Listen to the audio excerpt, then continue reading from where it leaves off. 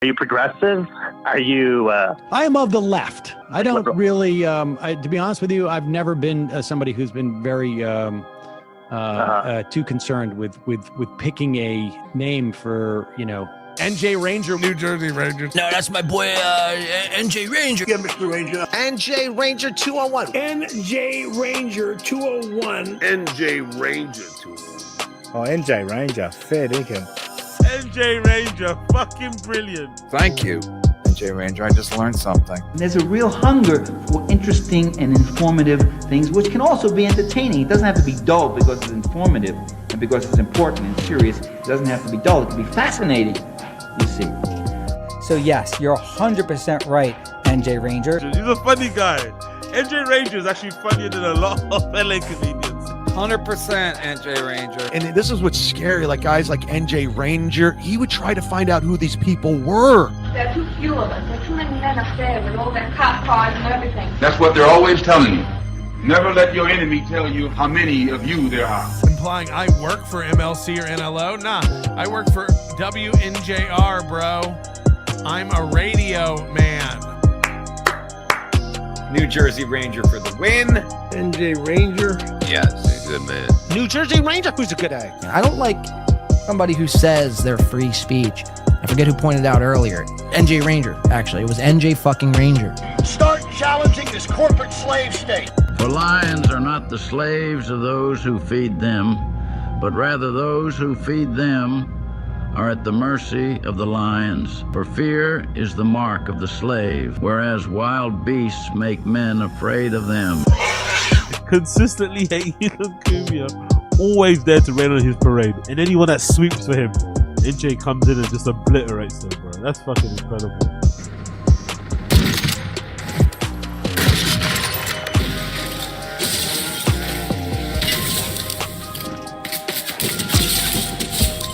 Anti-colonialism is nothing but anti-capitalism, because colonialism is nothing but an offshoot, an aspect of capitalism.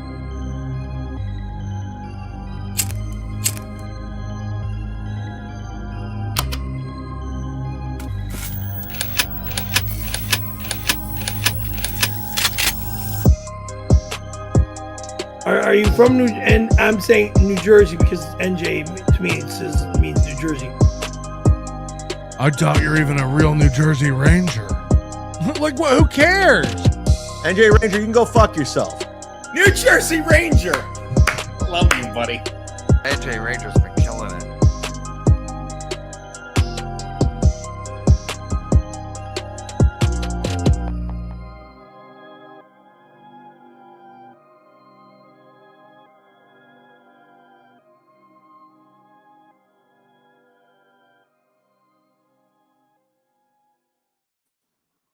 Hey now. Hey now.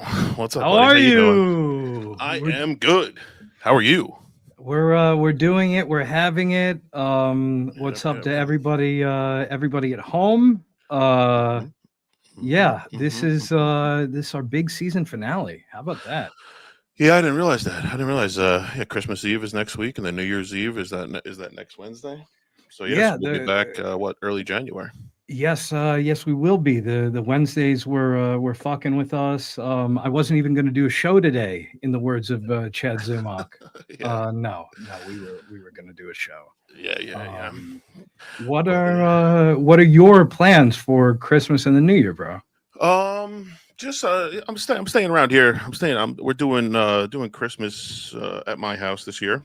Got a bunch of family coming over and all that fun stuff.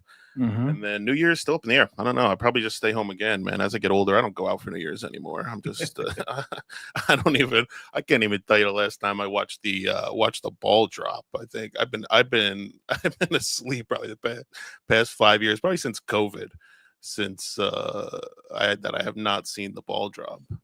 But how about yourself? What are you doing?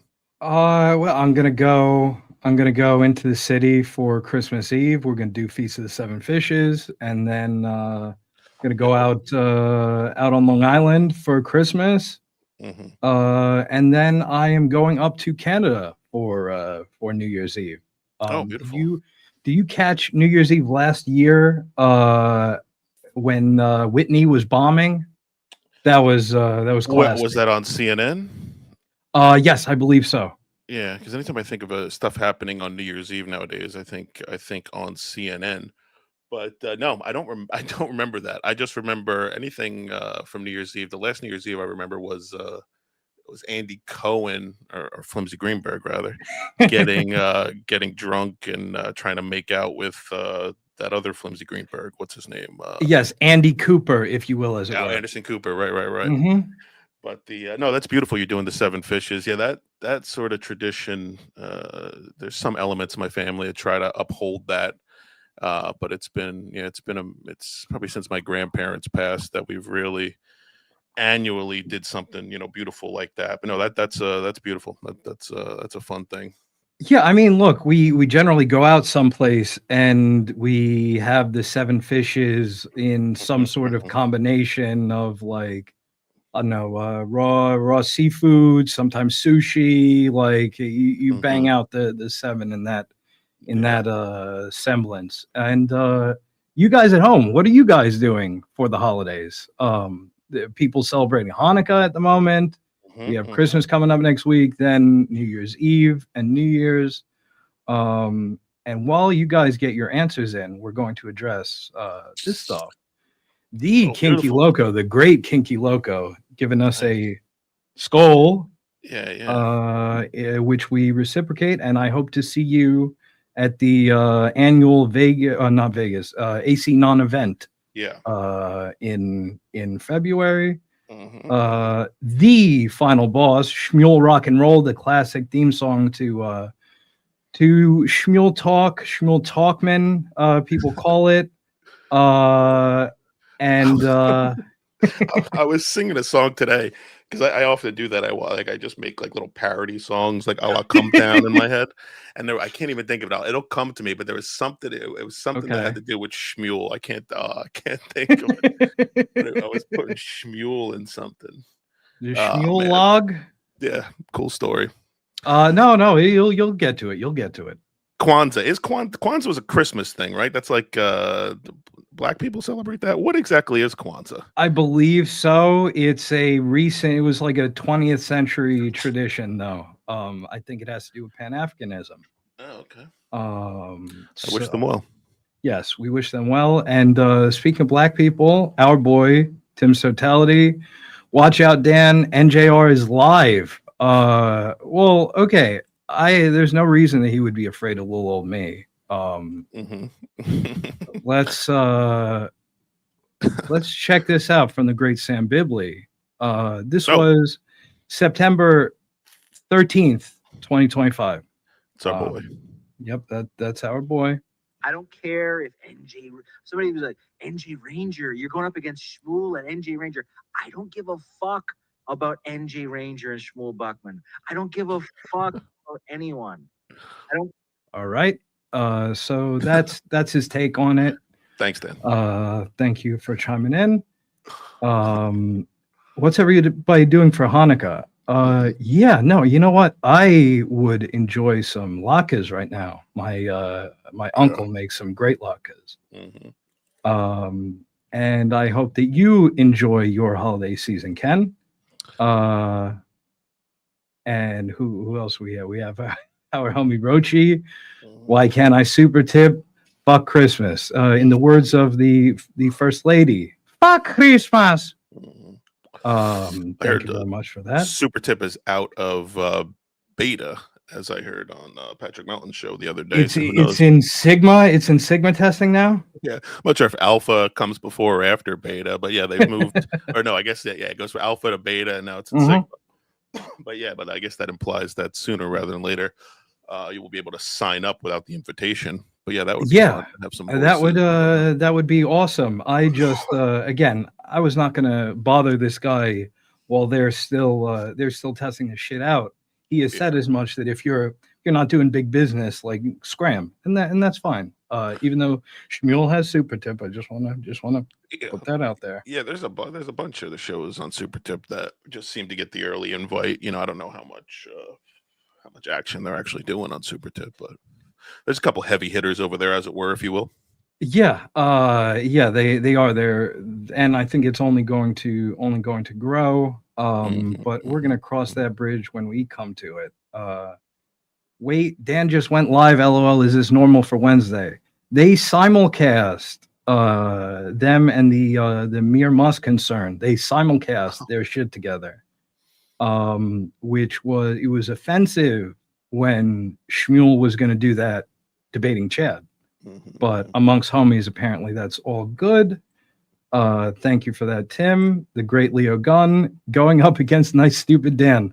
Ballsy move, kids. Oh, that's what they say about me. Is that I have big ass balls, if you will, as it were. I'm trying to not touch my mic arm as much this week. I'll Doom's advice to me. So hopefully it's sound advice because I hadn't really heard. I guess maybe headphone users, maybe they hear the wiggle. I put a little WD-40 in the arm just in case I have that knack to wiggle it around. But yeah, it's just what do they call it? A tick? Yes, that's what they call it. So we're going to start off. Hey, what do we got on the docket today? Yeah, what do we have on the docket today? First of all, I want to again we need to give some love to our homies. No, but he would know better. Team Satem. And Jimmy went to a beach party for Hanukkah. Yes, that was us. And it was me calling, not Quadfather. So don't worry about that. I always assume a chatter is just like a white male. So when I find out a chatter is African American, I'm always or a woman as well. Or a woman, yeah. If I find out a chatter is a woman or a black person, I'm always like, huh. Not No, in a pejorative sense. Just like that's interesting. Okay, so what's on the docket for tonight? We're going to start off with a friend of ours. Now, this is going to kick us off screen because it keeps loving to do this. Oh wait, it's not perfect. Yeah, we're going to hang out with Chad a little bit. Yeah, we haven't we missed covering the him Mersh house arrival thing, whatever.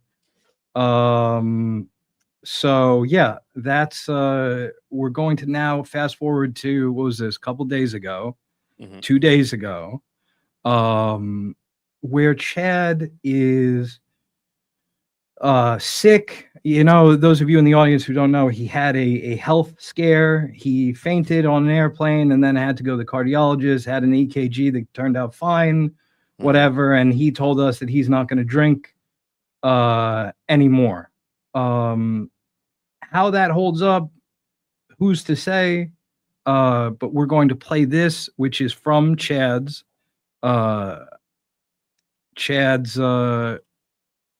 first show back since all that crap happened, entitled Happy Hack vs. Holidays, live from Loserville.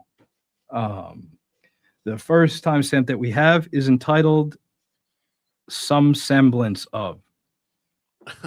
We're going to see a couple of things that Chad says that it's like, again, for a guy that claims to not watch anything, a lot of direct rips.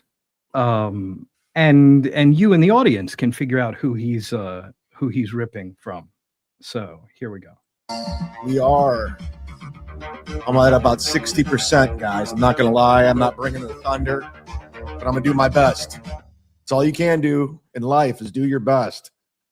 So I'm gonna try whatever I can to keep this puppy rolling. I have to form some sort of semblance to get things going. I don't know what the fuck's going on with me. For people saying I'm grifting, I'm not even doing live shows. I'm okay. So that's that. Yeah. So he's been watching Karmic as much as he thinks Karmic is beneath him. That's okay. We know where you got that from. Rochi, wait, Chad's sick. I thought he was just a thief. I was gonna go with I didn't even know he was sick. But yeah, he can be both. Don't put a limit on his potential, Rochi. Come on.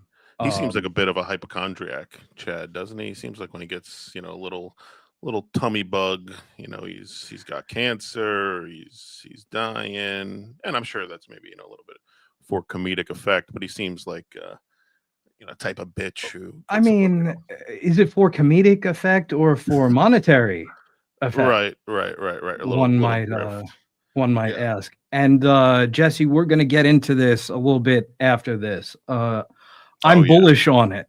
Spoiler alert. I am bullish on it. Yeah, I guess if KB doesn't go, well, we'll talk about it more later, but yeah, I guess if KB doesn't go, it all falls apart from what I understand. Yeah, and that's and I don't think he's going to go. That's my no. I don't think that he's going to go either. And past performance is the best predictor of future results.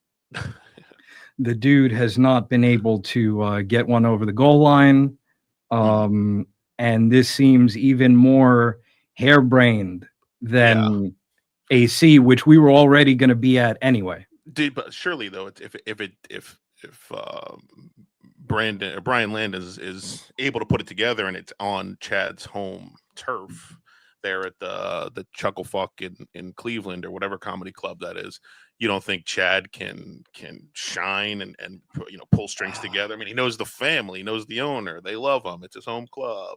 I mean, look, we're gonna see how he's already trying to weasel around this thing. But I digress. So desperate for a win. So desperate for a win. He really big wants time. to chuck one up for as a big time. Have to start up the redemption arc machine again. Okay, so this next one is entitled "Losers, Mersh." I can't help it that funny people find me funny. It's just the losers don't. The Dave Sarahs, just losers, bottom of the barrel scum, quad fathers. But multimillionaires love me that get paid money. I don't get it. Okay, all these guys have to stop thinking that we give a fuck about what comedians, what pro comics think at large. We don't. We're in a post Joe Rogan era. And also grow. I mean, he talks about the same multi-millionaire comedians. Godfrey. He's talking about Godfrey Schwartz and maybe Tosh and maybe one other person I can't think about. It's like, grow, bro. Like, aren't you realizing, picking up the pattern? You've been talking about the same multi-millionaire comedians for your entire life. I mean, it's at some point, doesn't it not count anymore? Yeah, if we're still if we're using all reliable. And Dorian, you're getting us something that we're going to address a little later. Chad's still trying to drum up a Stut Joe feud, so surely we'll have him on, and maybe Carl will finally accept him. That's a vibe that I'm getting. We don't give again, we barely watch Stuttering John anymore. And we're his guys, relative to most of the people in this little community. And you're going to try to beef with him now, and we'll see what his opinion of going on Point Diddle Point is a little bit later. I know it goes against the narrative. I know Mersh. You're the funniest guy in the world. And again, I'm not trying to Mersh wash here, but I don't think that if you put Mersh's little lady gun to his head, he would say that he's the funniest guy in the world. I've never heard him say that, or that he's a great stand-up. And Chad is going to later complain about Mersh being hyperbolic about stuff. He's taking Mersh said X, that you're being a faggot and that you're saying I don't give a fuck about the police and you're wasting the time. And Chad go, I never said that the cops were faggots. It's like, okay, he's using artistic license. But Chad is doing that same thing here. Right. Yeah, he's got to frame the argument. And he does it against Patrick too. He's got to frame the argument as like, you guys aren't good stand-ups because that's the only sort of battlefield that he has the merits to even attempt to beat them on. But if he goes toe to toe with them on, internet radio shows or podcast views or clip views, or, he can't really stand with them. So he has to drag them down to sort of, you say you're a comedian. Well, I'm better. Look at these credits I have as a comedian. They're better than yours. When even Mersh and even Melton, these guys will be the first to tell you, they gave up stand up. They do this now. They're funnier behind the mic than, so it's Sure. It's just boring to, it's just Chad tactics, kind of drag you to his level to try to beat you down. It's boring. And again, to go back to my earlier point, we're in a post watching a zillion episodes of Rogan, hearing these assholes talk about the craft era. Yeah. We don't give a fuck. Yeah, I've been over that, bro. Yeah, I was talking today. I was like, the stand-up comedy, does the stand-up comedy even like matter anymore? It's like who even gives a fuck about comedians anymore? I mean, so name, like, off the top of your head, if you name like one successful comedian, who's the most successful comedian in your brain today? If you were to just rattle one off, it's hard to even think of one, right? It's like, who's out there? Like, maybe I guess Bert and Matt Rife, or so those come to your head. Yeah, it's like, I mean, Kevin Hart, right? Sebastian Maniscalco, sure, maybe these types of dudes. But it's like comedy's dead. Nobody cares about comedy anymore. Like, and nobody cares about your merits in comedy. Yeah, but we digress. It's who gives a shit? Who gives a fuck? And yeah, actually, that's a great Shane Gillis, probably. Yeah, right, you're right. Right. So funny. I tell you what is funny about Mersh. Also, we notice the audio is crackling again. His audio? Yeah. And so, he got a new laptop, took the laptop in a bunch of times, only for the audio to be the same. Right. And he said, and I forget, someone made a point the other day, I think it was Win by 2. It's like, Chad just bought a new laptop. He just bought a new laptop a month ago. And then like last week, he's like, I brought my laptop in. Yeah, like, into the shop. How many times have you ever brought a laptop into a shop anywhere? Have you ever brought a computer to a repair store? I have because of I don't want Windows 11 on my PC as long as I can fucking take it. Right. I tried to got a new laptop. Laptop came with Windows 11. I downgraded to Windows 10. It was having a problem picking up my mic, and so I took it there so I would not fuck it up. My point is I've never brought a computer to like a repair store. I mean, it's just like such a, to me, it just seems it's like that's not. First of all, I wouldn't trust any of these computer geeks with my device. It's like I try to do everything on my own. Yeah, but it's same. Like, but Chad is very much. Chad needed Patrick Melton, his great nemesis, to remote into his fucking laptop to set up super tips. It's too funny. But that laptop story where he bought that new laptop comes one day after Patrick Melton was doing a live and had said, "Hey, Chad, gigs, the joke is over. Your problem is your XLR cable." He's like, "You got to go out and buy a new XLR cable." Literally 12 hours later, Chad's doing a stream, goes, "Oh, I went out and bought a new audio problems fixed. I went out and bought a new laptop." My theory is he didn't buy a new laptop. He went out and bought a new XLR cable, but didn't want to give Melton the and credit also for which is something that he claimed to have done already. But I digress. We're taking this guy at face value. We have what's this? Yeah. This just in breaking news. Breaking news. He does. What does it say? Dan just said Flimsy was butthurt by being called the funny guy. I don't even know. Yeah. No. What say you? Yeah, no, I said what I had to say about that. I mean, it's like if I don't give, I would love to be called the funny guy. Like, yeah. I love being called the handsome guy. Right. It's like, and I'm sure, it's this what is it, divide and conquer thing that these sort of buddy trolls try to do, or this, they attempt to sow, sort of issues or dissent where there's not dissent, but show issues, so Discord, issues out, so Reddit, right, yes, etc. Right. They try to create issues where there are none. But no, if you call me a funny, I appreciate you think I'm funny, Dan. But it's I appreciate that you think I'm handsome. No, your insults are boring to say the least. Why should the insults be any different? and Panhandler, who's not banned. Oh, do here. we not? Oh, we did not ban Panhandler. That's good. And yes, I agree, KB. That has always it's been such my a corny take. thing. It's such like this, and that's a big part of these awards. It's like you got to look at these awards for the irony that they are, and you can't get lost in the sauce with like, oh my God, I wish I was voted for this. But I think a guy like Dan, I mean, I think he's sort of lost in the irony of it all. I think he's a little butthurt. I don't see too many people calling him handsome or even calling him funny. So the fact of the matter is that, you know, people are throwing any of those compliments in our direction. I think it's more than I deserve and more than I even need and more than I even want. But at the end of the day, I think he's a bit caught up in the in these Dabbleverse awards. You got to take a step back and you got to realize, you know, these things are to be laughed at, and almost getting voted into or getting nominated is almost an insult. So it's like that's how you have to look at it. I mean, I everything. I'm 100% kidding. I'm never serious. But when I look at these awards, I just take them for what they are. I find the humor in it. I don't even look at it and go like, oh man, I wish I was voted for most handsome. It's like I look at it and go like, Is that a Pat Dixon? This is a fucking joke, right? It's yeah. Like, I didn't even vote look, for myself. I didn't even vote for myself for Rookie of the Year. I voted for Karmics in that.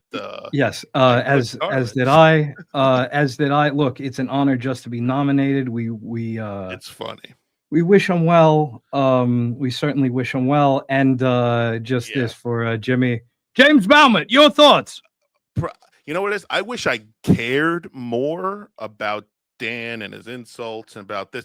I wish I was bothered more so I could sort of be more entertaining with it and maybe flip out and cry and get mad. It's, you know, but it's like I'm not here for that. You know what I mean?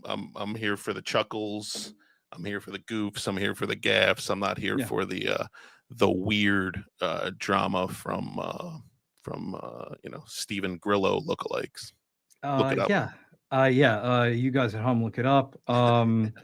Our Uncle Hank with $5 saying, I ascertain the fact that Flimsy is funny in my world. First but of all, I digress. If I could be 10% as funny as someone like T.O. Hank, my cleaning goals up. will have been met. Exactly. Like that's 100%. funny. You want to talk about funny? T.O. Hank is funny, and most of the people in the chat will never have the statistically speaking, most people in chat will never have the luxury of being able to meet a guy like T.O. Hank. But if and when you ever get to, that is the embodiment of fun. That's the funny I strive to be. Distinct pleasure. Exactly. Again, Joey Diaz, if I was him, I would wake up every day, thank my lucky stars for Teamster Tim and T.O. Hank, and also The Sopranos, because without those influences, what the fuck is he? And thank you, Panhandler. Deadpan straight man humor is easily lost in this first. Yeah, 100%. And it's like, okay, it's like we invented the concept of a comedy duo. Like this is not. This is not rocket science. This is not rocket science, but I know that out there are the ears for my words, as Zarathustra would say. I ain't here to be handsome. I don't know who said that. I said that. Yeah, you did. Okay, so let's hear Chad. Whoa! This is the guy who's running shit. He came in the Dabbleverse. He's owning people. This guy, look at this guy. This is hilarious. Hilarious, Merc. I think this is the funniest thing you've ever did was go to the beach. I mean, this guy is a fucking mess. Look at this guy, Ethan Ralph. His girlfriend has to I don't know. That's got it. Holy shit. Oh, Mersh. You're a fucking fat fuck. How about we do this at Hackamania? I don't think it's. Oh, wait. What is this? Dan just said Ranger is Laurel and Flimsy is Hardy. Boom, Rossi. Yeah, again, you guys are one of the perhaps the most iconic comedy duos ever. Got him, that NJ Romeo. That's nice. It's happening, by the way. How about we see who's the funniest for 20 minutes with our shirts off? You'll win. I mean, you're a fucking. I got you owned in every category in life. What am I, 7 years older than you, and I have you beat everywhere in life, Mersh? It's comical at this. Oh, you gonna run to the police with this, Mersh? Yep. You're gonna contact Officer Fletcher that I'm making fun of you. You make fun of Mersh, and he's gonna go to the police department. Where, Mersh? Okay, Oh, stretch it Deputy out. Johnson, he said I was fat. Stretch it out. Deputy Johnson, put him in jail. Come on. Deputy Johnson, please help me. Yeah, let's take this this pack of content and let's step on it 3 times, 4 times, 5 times with baby powder. And then we'll flip it. And what is it? And when he says he has Mersh beat in every metric of life, I mean, these dudes seem pretty dead even. I mean, right? I mean, at a glance, if you were to line them up, I mean, he's acting like he's fucking windmill dunking on Mersh. Okay, Right. Mersh rents a shitty. Again, I don't know the comparison. A shitty quote unquote Florida house. Right. We don't know what Chad's new apartment looks like. But We it's a know rental. what the Chad. Yeah, it's a rental too. We know what Chad's old apartment looks like. Yeah, exactly, Colin. Yeah. We know you motherfuckers. Right. It's not like he does the same shit with Ray. And Ray is saying in somebody's basement, so it's easier. You have one metric that you can kind of like point to. Yeah, Ray. Yeah, everybody's sort of windmill dunking on Ray, but head to head, Mersh and Chad. I mean, they're both. I mean, Mersh has a verifiable girlfriend. I mean, Mersh has two. I mean, he has 2 channels that both have more subscribers than Chad. I mean, he's on Super Tips, getting more money than Chad. I think he makes more on Playboard than Chad. I mean, they both renters. You know, I mean, what verifiable metric? But again, it brings back Chad. Just the verifiable metrics are I've worked with Nick Swartzen more than you, and I've Godfrey, worked with Josh and Godfrey more than you. That's what Yep. Chad's saying here. But it's so great you point, really Butch. zoom out and see it's like so contrived, like these beefs that they're trying to start. It's like, just so fucking gross. Look, many such cases. They're not the only motherfuckers out here trying to start contrived beefs for no fucking reason. Exactly. And I just wanted to address this from the great Jason Bentley. I came here for Tio Hank and leave thanks to Panhandler. These two, they're some of my favorites on Twitter. They have a great, again, talking about comedy duos, they have a great Statler and Waldorf dynamic, if you will, as it were. He's still talking about me, Mersh. Where? Oh, Mersh. Mersh's feelings are hurt. He doesn't like people talk. Go get Grady Judge, Sheriff Grady Judge. Oh, and wait, first of all, Sheriff Grady Judge. It's Grady Judd. Detroit by Dark makes a great point. I told him handing some rando cop an easy arrest may backfire. You know what? We have, let me show you how much percent that is. It's that much percent. Yeah, I could not agree more. And we're going to get to Chad. Chad basically baiting and his dissociated from reality take on what the fuck is actually going on. How he's I want Joe Grady Judge or Grady Judge to do one of his videos on me. I want that. Where is it, Mersh? I called offer. I was laying in bed all day yesterday. Again, all I had was chicken noodle soup and ginger ale all day. I don't have an appetite. No, come on. Even right now, I don't have an appetite. And I called this guy. I called him twice Saturday, and I called him twice yesterday. We called him on Wednesday. He said he would be back in the office on Friday.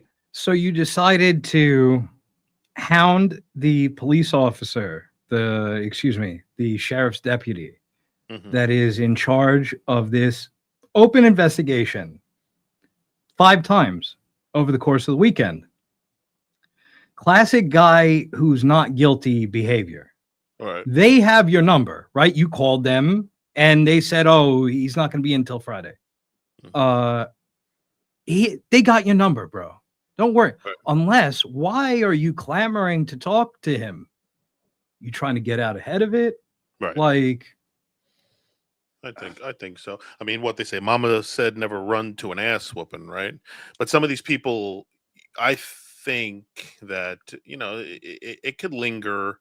I'm just putting myself in his situation. If I had something legal over my head, I kind of can't rest until it's sort of settled. So if there was a sort of axe swinging above my head, that might be dropping. But I think it's more, you're right, he wants to get ahead of this guy and say, hey, listen, we're a bunch of podcasters and it's just some silly hijinks and yada yada yada. But if any arrest comes from this, I'd be uber surprised. yeah, I would be surprised too. I just think that, again, you called, they're going to call you back. I agree with the whole feeling of a sort of Damocles over your head kind of ass sort of situation. Exactly. I know you have a better word for it. But yeah, and okay, this is what I'm saying. Harassing the guy in charge of investigating your harassment case is a bold move. Like, just wait. Like, again, to go back to my old man's sound advice that I never took. Don't make yourself too available. Exactly. Right. And don't run to an ass whooping. No, don't run to an ass whooping. Hang out. It's like relax. And maybe that's what, maybe this is what his belly issues, his stomach issues. They say the gut is tied to a lot of things, not just the shit you put in your mouth. No, it's also the shit that comes out of your mouth as well. Shit that comes right. See, exactly. I call him again on Friday. This guy won't call me back, Mersh. How is he gonna... And Chad takes the fact that the cop won't call him back, the deputy won't call him back, means that I'm in the clear. Right. Chad, you ever hear of building a case or investigation, if you will, as it were? Yeah. Yeah, I tend to think they don't have, they don't have an elite podcast unit down in Tampa, and they've got bigger crimes to deal with. This guy, he's trying to talk to him about, this Mersh. I'm from Sit Down Zumock, the Dabbleverse. Kevin, you ever heard of Chappelle's show? Ray DeVito. And this guy's like, listen, I got fucking homicides and B&Es, and you're trying to talk to me about Mersh. So yeah, it's that's our Chad. That's our Chad. Rest me. It sounds like he doesn't give a fuck. It sounds like he's like, Chad, this fucking cross-eyed loser. All right, I'll take a report. What he was standing? What? He was standing on the street across the street from your house, saying, "Come outside and be funny." Jimmy. Okay, yeah, we're gonna get on that. Okay, we're gonna get on that. We're gonna have Sheriff Grady Judd make a video. I mean, who are you fooling, Mersh? Honestly, who are you fooling? You lost all credibility. You've been clowned from community to community. Can somebody get me the video of Mersh having a stroke on air because he has to do drugs on air? I would like to see that. Oh, yeah. Do show prep. Do show prep. The shit is not impossible to find. That's one of perhaps the most famous fucking clip of Mersh. Yeah. Like, do show prep. Hey, can I farm that bullshit out to you guys while I sit here on my milk white ass?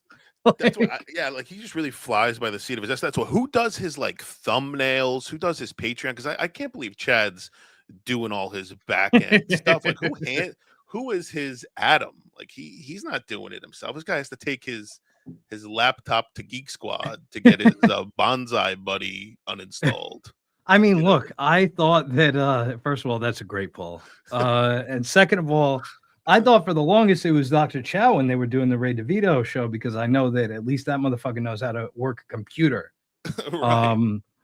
Now I don't know. He's in the wilderness. Yeah. So today. Mersh. What do we got here? Responsible for. Take another hit. You got to add the Mir Musk one. Tell me, bud. You're gonna want to back off. I'm gonna back off, Mersh. I'm backing off. With your cigarette, man. You're cool as fuck. And this guy gets drunk on podcasts, and he hates anybody taking a hit of a vape or anybody. And of course, Mersh smoking cigarettes is annoying, not for the fact that he's smoking cigarettes, but for the noise of him sucking right into the mic. But like, okay, that's not on cigarettes. That's on his like broadcasting shit. But yeah, Chad, again, this guy somehow is like a church marm when it comes to all this bullshit as he gets shit-faced on air, but that's okay. Yeah. We're intimidated. Ice Stance is like, nothing's going to happen. Perhaps it won't. Perhaps it won't. Wow. But I can tell you, every time something happens now, it's just going to keep bothering the sheriff's department. And eventually the sheriff's department's going to really get fucking sick of me bothering them. They know. But I would tell you this.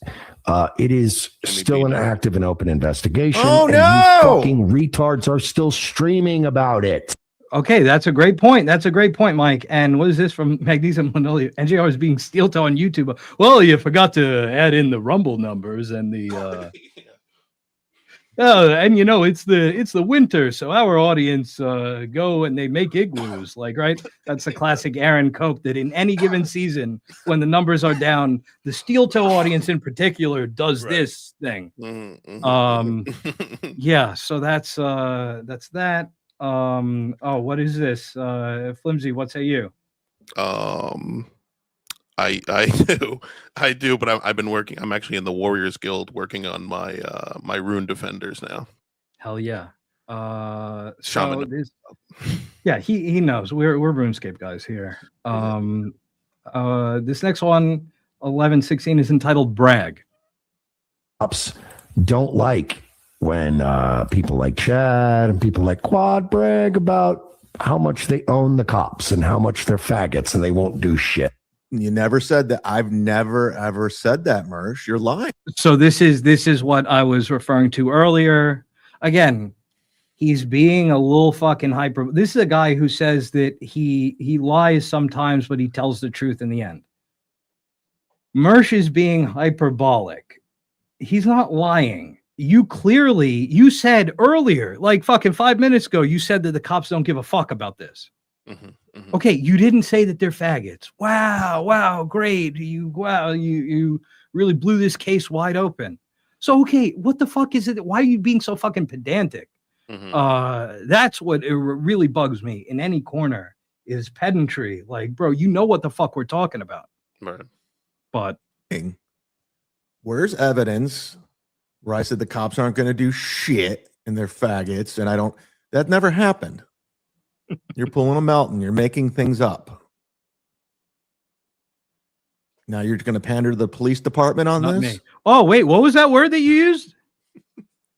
What was that word? What did he say? Now you're going to pander to the police department on this? Pander. Where have I heard that lately? Pander Express. So we know that Chad not only is not watching stuff. Chad's watching all of this stuff. He's watching Karmic. He's watching the Frenemies Against Guys. So yeah, and we wish them well. I think you're lying. Thank I you. think you're full of shit.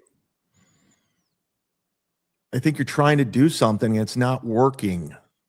Right on the money, Dorian. I've called this Officer Fletcher. Do we have any Asians in the I'm sorry, Johnson. Deputy Johnson. 5 times since Miss Judy now. Yeah, she's. And Miss Judy was looking good in this last clip I saw of her. I gotta watch more of her. Yeah, I don't really know what's going on with her. I haven't really tuned in. I just see some Doom clips, but not to digress. I was just thinking like Panda Express and. Sure, think if we had any Asians it'd be funny if we had like an Asian, like some Asian start a show, Panda Express. I don't know. It's we'll workshop that. Yeah. Friday. He won't call me back. Oh, okay. He won't call you back. So that means his phone number. Oh, wait. You hear this? Oh, we have the makings of a dox. I have his badge number. I have his phone number. Oh, perfect. He's in the Northwest branch. He won't call me back. Cop. Hey, you gotta go with what you know. But what's his main his problem is that this cop won't reach out to him after since this whole thing's happened. I mean, it's like consider that a win. Like who the fuck like well he is he is considering it a win. He's acting exasperated because he's trying to do what a good boy am I kind of thing and use the fact that the cop hasn't called him back yet. I'm using the word yet. He just says the cop hasn't called back to mean that, oh, so I'm in the clear. Right. That's all that's going on. That is what it means. But I mean, how self-important to think like this cop's got anything like better, like you know, what I mean? You're in like Florida. I'm sure there's plenty of fucking shit going on, dude. It's like leave the fucking cop alone before you find yourself a problem. You know? But I appreciate Merch. You know this. You know, I appreciate the follow up with the police and all getting the police involved because as this progresses and if there does become a pattern of behavior, which is a common phrase I've heard Mersh use, it's like Chad's gonna fuck himself. It's like keep your name out of these cops' mouth. You know what I mean? Just go about your day. Go again. You called them. You called them the once. They have your number. They know that you reached out. Leave it there. I don't know why you. And again, you're gonna be stewing this whole time anyway because you know that you kind of stepped in it a little bit. And De La, great fucking point. He's gonna talk himself into trouble. It's so stupid. Send him a link. Let's talk to him about it. Let's get Chad on the podcast. And we have a friend of our show, the great comedy shaman. Oh wow! Thanks, shaman. Thank you, bro. I can think of a phone number that would make for a good live call on air, but I digress. Again, why doesn't he do that? If he's going to annoy the cops like this, why the fuck doesn't he? This guy has no content. Why the fuck not do that? But instead, you're going to do all this bullshit off air. Then you're gonna vamp for a while on air and not fucking not actually do anything. But I wanted to call in fucking Karmic the other night, and he got very snippy with me. He was going through it. He said that he wanted to talk to somebody. Then this motherfucker takes the batteries out of the phone. Come on now. But do you notice takes the batteries out of the phone and it continues to ring? What is the purpose of taking the batteries out of the phone? He takes the batteries out of the phone and it continues to ring. And then it was the other day I called and I mean, spoiler alert, and I heard it ringing. He put the battery in the phone to answer it. So what is the purpose of taking this battery? Okay. That's a great point. It's the ringing presumably is coming from the base of it. Right. So what's the purpose? So I agree. I agree completely. And there's got to be some setting to mute it. The 100,000 million% there's a setting to turn the ringer off. But taking the battery, he takes the battery in and out of the phone, but the phone continues to ring. It's the most frustrating thing to watch. But it was funny. There was the other day he was like crying. He was in the middle of he was like sobbing. It was just like I just thought it was like it'd be so funny for the phone to ring right now. And I just rang it once or twice. It's just so funny. I don't want him to answer. You start talking, whatever. It's a good time to talk to him. Good time not, but just the phone ringing is pure. He's hilarious. Look, to be fair, I appreciate. Again, we got to give credit where credit is due. Yeah. I appreciate that he picks up the phone now sometimes, and we're going to watch a couple of those instances a little bit later. Oh, good. I want to get to this from MBS. He's right on the money. He keeps calling because he's lonely. He should go back to bothering Coach Scott again. That's exactly what the fuck I'm talking about, bro. Like, we know that you're lonely. You don't have content, whatever. Well, okay, just do that on air. Why? You don't have the stones? He found out that there was he said that Mersh was lying about there being an investigation until he called thinking that was not the case. Then he called on air and found out that, oh yeah, there is an investigation. And isn't there something that I just read on Twitter? Someone posted something that said no crime in the description of the police report. Yes. It's literally the words no crime are there. So I mean, take that for what they mean it for. I mean, if go, don't. What do you do? What are you doing? If a cop is seeing that, it says no crime, no follow up, no need for us. See you later. Like it's so. Yeah, it's like I would just stop interacting with the police as much as I possibly could. If I was that's my standard operating procedure anyway. Yeah, I don't keep my nose clean. Right, I avoid them if they're on the shoulder. I move over a lane. Yep, I have a radar detector in my whip. Oh, do you? Yep. Those are, I feel like I haven't seen those in a minute, but let's avoid the police at all costs. Stay safe. I don't want to waste the time. I want to cooperate with authorities. They don't even want to talk to me because they know all of this is stupid. It's dumb. There were no laws broken. When the police showed up, they looked at my ID and they sent me home. Hey, it's a cup of coffee. Let's say you, Mersh. I know that guy. What do you think is going to happen? Every time I make fun of you, you're going to go to this Officer Johnson, Deputy Johnson. Chad made fun of me. He showed a photo of me on the beach with my beer belly and my man titty, smoking a cigarette and my bald head. Breakout 2026. Yeah, I really enjoy. And meanwhile, Shmuel bounced them.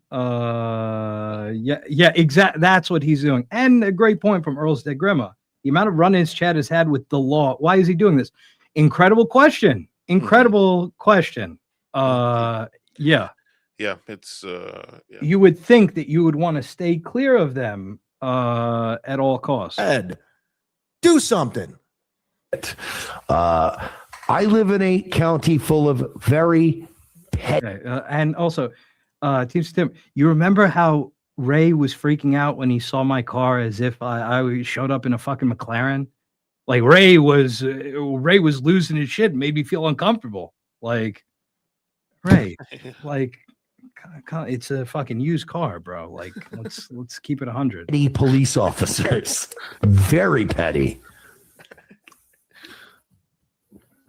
So maybe nothing's going to happen. Yeah, nothing's going to happen. I'm telling you. What? The more this shit happens, what? The more they're going to get interested in it. What shit? Calling you fat? Calling you not impressive? Calling you. Okay, that's not again. Keep being intentionally obtuse, bro. You know that's not what the fuck this is about. And from Not Sure, Chad's record's just a misunderstanding, guys. It's okay. Skull. Yeah, this motherfucker literally says, "Oh, it was another guy named Chad."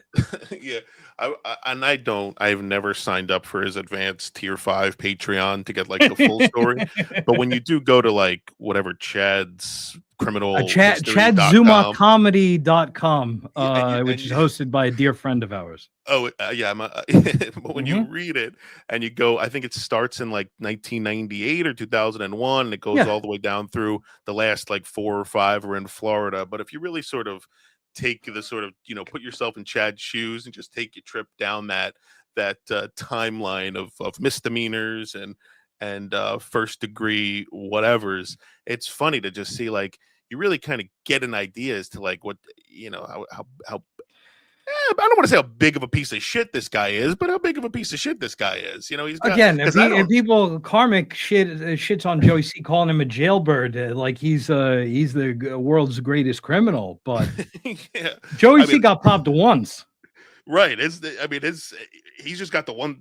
Joey C's just got the one thing on his record. He's not and what? It was just lying for his wife. Lying for his wife. Okay, that's a love story. Different story. Yeah, this is different. What Chad's got going on. I mean, it's you try to make heads and tails of it. You try to go, okay, because I try to give people the benefit of the doubt, try to play devil's advocate as much as you can. When you go work your way down the report, it's like there's only so much benefit of so much doubt you can give a guy before you're just like, oh, dude, you're just like you're just a piece of shit. Look, he had to break into his ex-girlfriend's house and I love that story.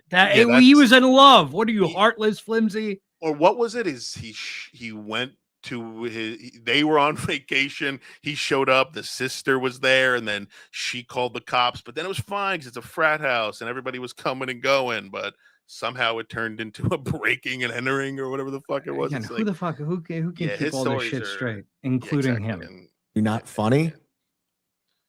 Please, Officer Johnson, do something already. Yep.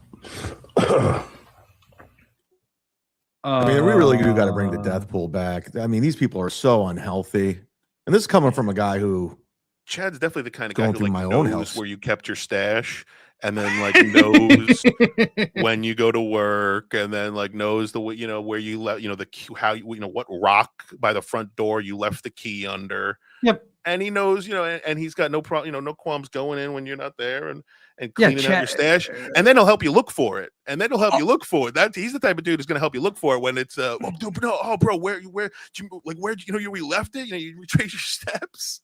I had a few of those as roommates, so sure, I know the type well. Oh, Mhm. oh, I'm sure you did, and Yep. and likewise, and it's Situation. He's that dude. That's him. I got an appointment with the cardiologist on Wednesday. I think I'm going to be okay because my Yeah, exactly, Eduardo. What are we EKG supposed to was do? fine. I thought his stools But were I soft. really do Now think he's I caught something on top of all going of to see a this. heart doc. Yeah, again, he gets to that later. I didn't even mean to lead with Cool Mersh talk. today, Hypochondriac, I'm telling you. but I'm so out of it that who knows where this show's going to go. Yep. Hit the like button while Yep. you're here. Why not? Let's hang out. Let's do things. Let's do things. Okay. The college break-in and the cheating girlfriend break-in are two separate incidences with different charges years apart. Chad intentionally obscures it. That doesn't sound like Chad. 2 out of 32 instances. That doesn't sound like Chad. I don't know if I believe that. And yeah, exactly.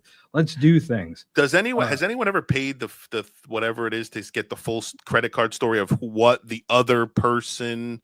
Because that's never made like mainstream Dabbleverse news as to what the full story is. Like, what did he just legit steal all the credit cards? We need a porcelain style or a beige frequency or dare I say or a Franklin style. Sheckler if he wasn't into Right. kids. Yeah. Right. So we need someone to do one of these style documentaries that Kevin Brennan can watch and eat crackers over on MLC, so we can really get the lowdown on what happened with that credit card story, because nobody's paying to get the story from Patreon. Nope.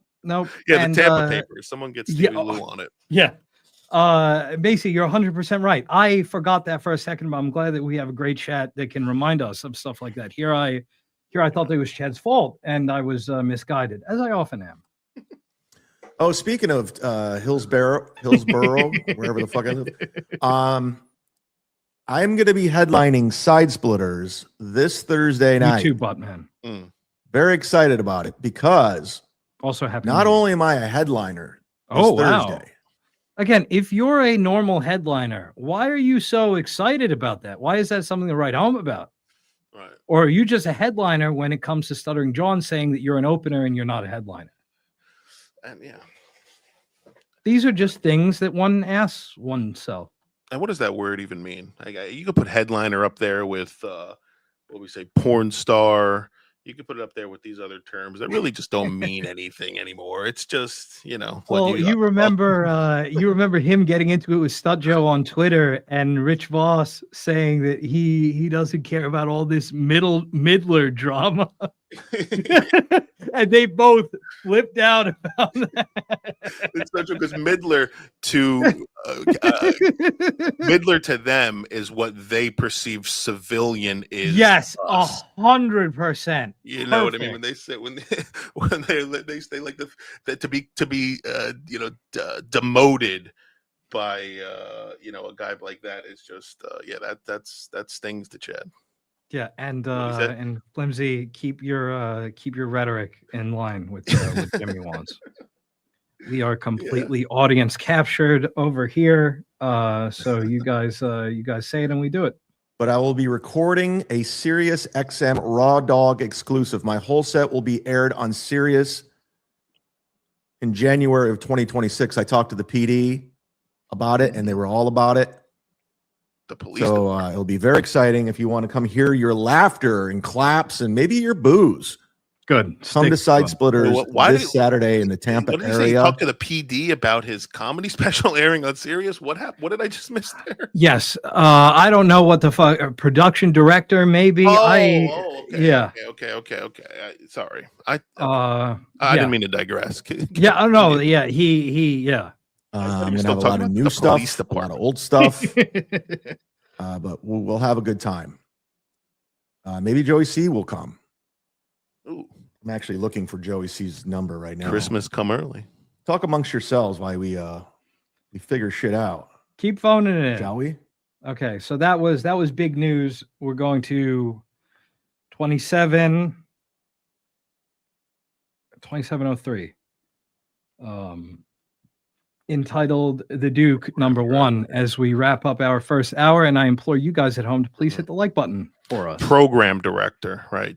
Teamster. Yes, thank you. Yeah, he knows. Thank I mean, you, and that Team just shows you Supreme. how like fucking like bullshit, nothing going on serious is. Like Chad is like like a mover and shaker at like the Chuckle comedy channel where he gets people like he gets your comment, he can get your album played. He knows the dude over there apparently. Yeah. Over at the Tacoma Yuck Yucks. Anyway. No, and like whatever the Sirius channel, the comedy channel is. I don't want to say it's Comedy Central Radio, but it's like one of those Raw Dog Radio, whatever the fuck it is, where they play. I don't have Sirius. Do you have Sirius still in your car? Presumably I do. I haven't used it in I don't know how long. Imagine it's an app all thing Bluetooth now. all the time. Yeah, and yes, I know for a fact that it is now. Yeah, but I don't. I haven't had a subscription to Sirius in quite a while. Yeah. So Stuttering John, like he went away for 8 months and nobody really gave a fuck. Nobody really cared. Oud Wood, yeah. We're finding other things to cut. Tom Ford Oud Wood, and then he weasels his way back in, and woe is me, playing the victim, going through all the shit again. At the beginning, refusing to say my name. And you might want to go back to that, John. Why? Because what are you going to do? But I mean, he has a history of being the victim. He has a history of striking. This guy is talking about somebody else having a history of being the victim when everything has happened to him. Mm-hmm. Again, shout out to T.O. Hank. Nobody cared about the death pool until somebody died. Chad Zumock a couple of months ago. But yeah, no, Stuttering John is the victim. You're right. Channels, striking Patreons. He struck my YouTube twice. He keeps striking Shuli's channel all the time. And by the way, these are all false strikes. Oh no! Whatever will he do? He struck Shuli's channel. Oh my God! That's an act. Clutch my fucking pearls about this. From friend of the show, Victoria. Merry early Christmas from a fellow life form. That's really sweet, and I appreciate it. From one life form to another. Maybe you should have won an award in their little get together, but thank you for showing us some love. Thank you very much, Victoria. Imagine going to jail and your bunkmates with baby fats. One of the best Stuttering John nicknames ever. Yeah, it is. It's up there for sure. But how great would that be? Hey, baby fatso, I'll go away. if we get like a sit down Zumock hiatus because Chad has to go to jail, like Aaron Imholt. It's on 2026. I mean, I don't know what I don't have the Vegas board pulled up, but it's got to be he's got to be to go to jail in 2026. I can't imagine a dabbler better nominee than Chad Zumock. Yeah, he's due for it. There's another friend of the show, Doodle. What's or up, maybe on? Aaron Imholt, repeat offender. Actually, my God, yeah, no. I mean, look, I don't want to have to cover more Aaron, so I'm hoping there's Chad. Yeah, I'm over. I've almost forgot. Aaron's such like a fucking non-entity. Right, he's in like the rear view mirror, so he's like he really doesn't exist to me anymore. Like I saw someone mention his name in the chat. I guess he does that evening show that I've never tuned into. I'd be curious to see what the numbers are, but I mean, it's like, yeah, he's over.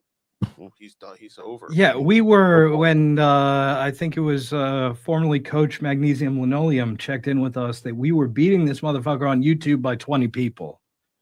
It's over, John. Yeah, that's crazy. Yeah, it's sad. And he does this for a living. I couldn't imagine. But then not to digress too hard. He struck Carl's Patreon,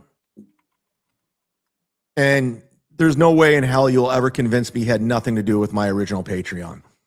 Wait, Chad, you said that you knew who it was, and that you were going to reveal. Remember, you kind of teased this like a month ago, but hey, who's listening and who gives a fuck? Yeah.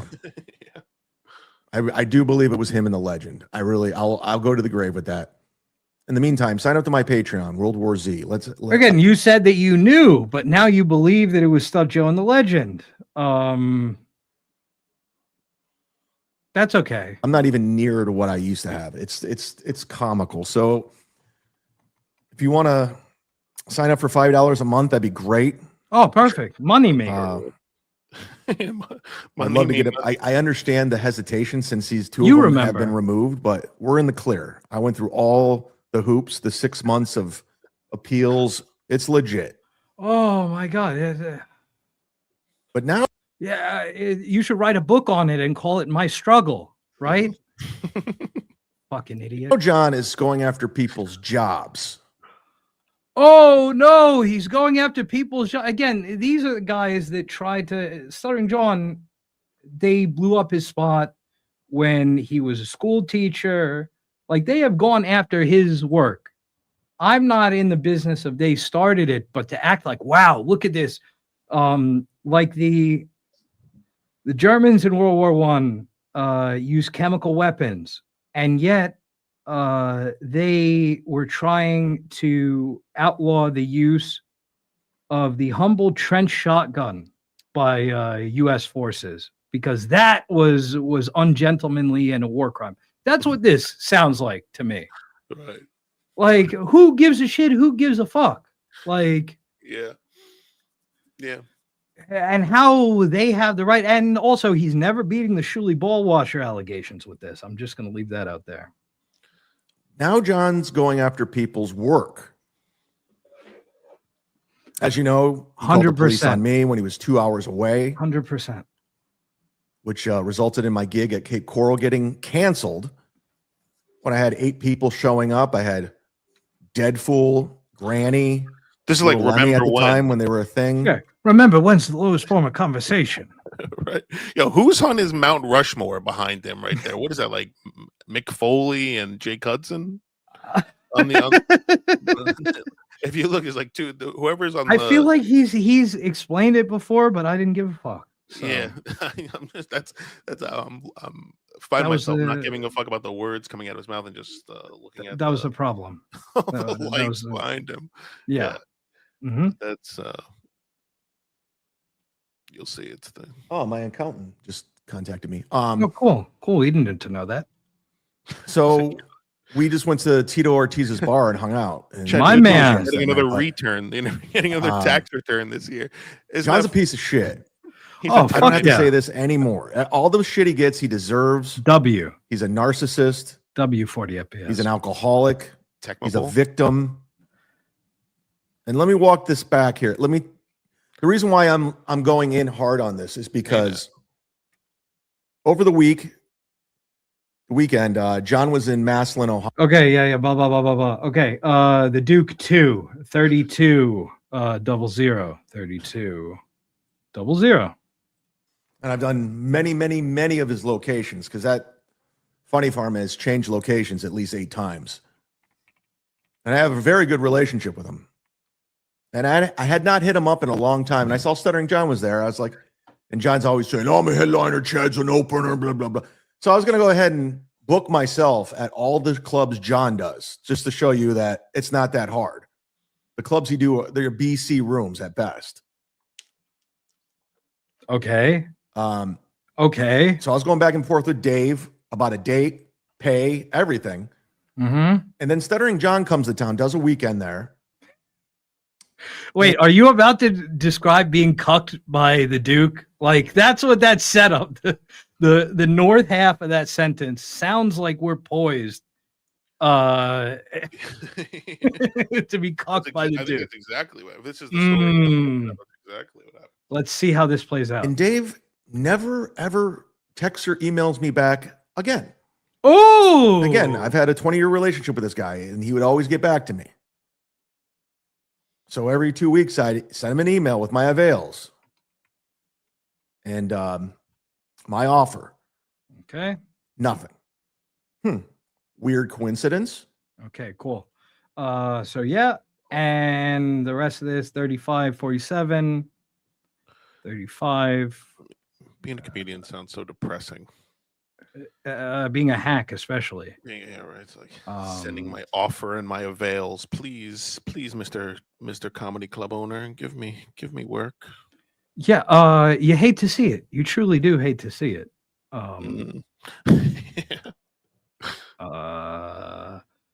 35, 47, the Duke 3. He basically says,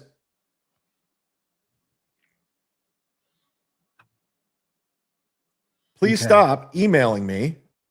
I will not book you at any of my locations. You come with too much drama. This isn't. I was trying to bring that up on the screen before, by the way. And I was like, what the fuck? Then I put 2 and 2 together. Oh, John's in his ear. Oh, yeah. All right. Yeah. What? Serious? You booked Stuttering John and Chrissy Mayer, who are nothing but drama. And John did a live stream from the owner's house, again, because he's a freeloading scumbag. Stayed at the owner's house, which is just fucking gross. And it just shows you how lonely John is. Jimmy's stealing my He has to gigs. stay with an owner and he has to ride in a car with somebody. He's just lonely. Yeah, Stuttering John's lonely. Then I wrote, I'm a working comic that works clubs around the country. What do you want, a medal or Around a the monument? country? Or mostly around Florida? Yeah. He goes, oh, then he writes back, oh, and here comes the drama. It's nothing to do with anyone else. It's you. You're the problem. Oh, you treated me like shit for years ago. First of all, I never met this fucking guy. I've never met him. Never heard his name. So I did some intel. I hooked up. I sent a message to some of my Cleveland comedian friends. Did a That little worked a intel. funny stop, and I go, "What's the story on this guy, Chris? What's his story?" Yeah, And send me his literally- name and send me his docs. Yeah, and this is what I'm saying, Bob. Oh, here comes the drama. Correct. 100. Like, he's acting like this shit is so fucking off base. Nah, bro. This is. I mean, clearly the guy's got some. You rubbed him the wrong way. Yep. Somehow. I mean, it's not. I mean, I'm sure Stuttering John didn't talk nice about you, but it doesn't sound like the guy would just straight up ignore you. But it sounds like this guy's got a bone to pick with you, and then wants to give you a little fuck you on the way out. And so you must have done something to him. That's what my vote's on. No, he's so yeah, and great point. Diablo did some intel. Yeah, did some intel. Yeah. Yeah, 100%. This he's gonna act, and also, first of all, completely one lip in this thing. Half 0.5. Yeah, yeah, 0.5 lip. Yeah, he is gonna act like, oh wow, I don't know where this comes from, while presumably conveniently leaving out some shit. And there was a clip of the dude talking to Stuttering John. I didn't really want to watch that, to be honest, but yeah, you keep telling yourself that, bro. It's just this crazy club owner. Yeah, no, definitely. All 5 people got back to me saying he's a bitter asshole who made his club in Maslin, opened it just because Pete wouldn't work him. He wanted to stick it to Pete, the old owner who's no longer with us. So his comedy club was a spike comedy club because the Funny Stop would not work the guy.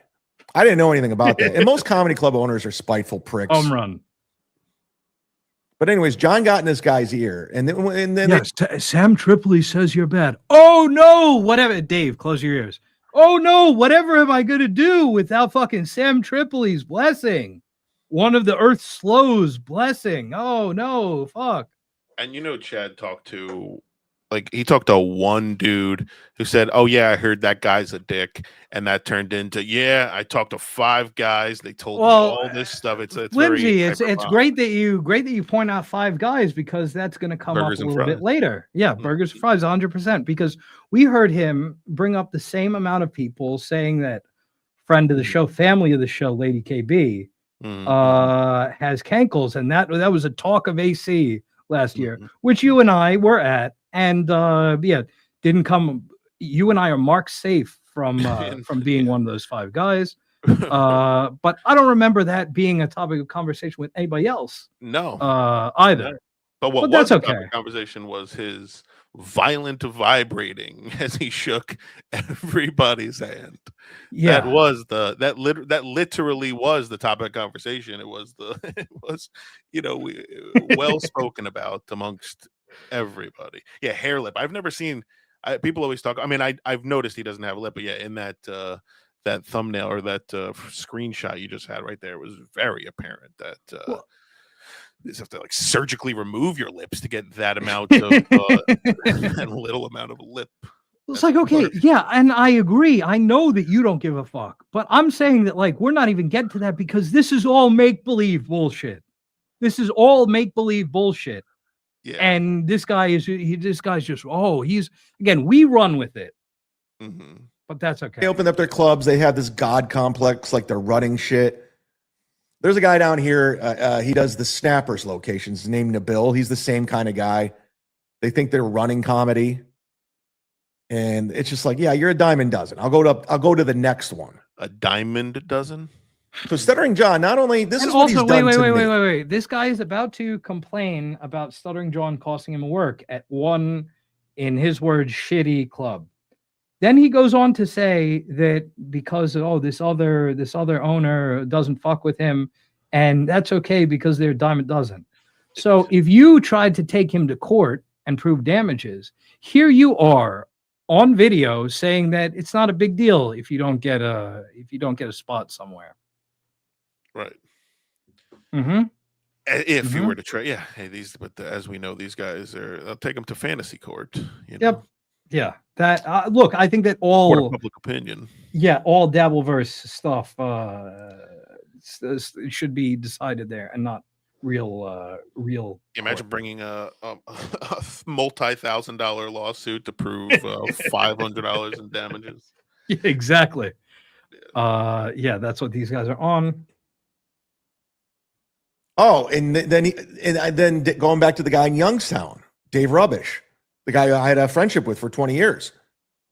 He hates me now. He took the sign I put on his door, which was hilarious. Took it to Youngstown to show people. That's what I'm saying. Look what somebody put on my door. I'm a victim. So I'm sure he got in Dave's ear saying, "Don't book Chad. He's a piece of shit." And now these club owners won't get back to me because of John. Oh, no, yeah, because of Southern John. And Sam, he would never be caught dead in such a pedestrian fucking chat such as this. And I imagine these comedy clubs and these owners and these, bookers and whoever, I imagine it's a very, for lack of a better word, maybe a shallow or celebrity or just sort of, and kind of if you ever go back to the Artie Flimsy Greenberg story, kind of what Flimsy Greenberg embodies, just that sort of wishy-washy Hollywood type who's just like, what have you done lately? Who are your connections? Blah, blah, blah, blah. And so in that world that you say you travel, Chad, it's like, I'm sure first of all, Stuttering John, Howard Stern, Jay Leno, all these names that Stuttering John's going to throw at these comedy clubs is going to trump the Nick Swartzens or the Chad Zumock or the whatever bullshit. So it's like you lose every time. So it's like I would pick my battles with Stuttering John if he could stomp around to comedy clubs and throw around his Jay Leno's and I was on the Tonight Show shitware. Right, and completely demolish your I opened for Tasha a couple times and I know Nick Swartzen. So it's like, it's these guys are know when you're out of your league, as it were, if you will. I guess that's my point. Okay, what do we have here? What have you done for me lately? 100%. Mindset. got to be the worst, and those are almost some of the worst types. You know, I mean, there's so many different types of people that just give you the ick, but like comedy club owners and bookers and Hollywood celebrity agent types, they got to be some of the worst people that there is. Yeah, I agree. And Dorian makes a great point. Imagine thinking leaving a stalker note insulting someone's kid is just a light prank, just a college style goof, if you will, as it were. And you're woke if you don't think so. So take that for what you mean it for. So John's struck my Patreon. He's struck my channel. He's gotten 2 gigs canceled. Imagine you're a comedy John's club a problem. owner listening to this. Listen, he struck my channel. I can't stand stuttering John. It's not a work. It's not an act. I think he's a piece of shit of a human being. Thank you. It's personal, John. It's very personal with me. It's not Dabbleverse. It's I don't like you as a human, and take it for what you want. Just don't come across me. I'm telling you. That's a new variant. Take it for what you want. It's a variation as a subset of take it for what you mean it for. Yep. I love it though. You get it. You get it. I'm gonna lose my channel. I mean, it's the origin of the Flimsy Greenberg thing. Flimsy Alan Greenberg. Exactly. But it's but you get it. We all get it.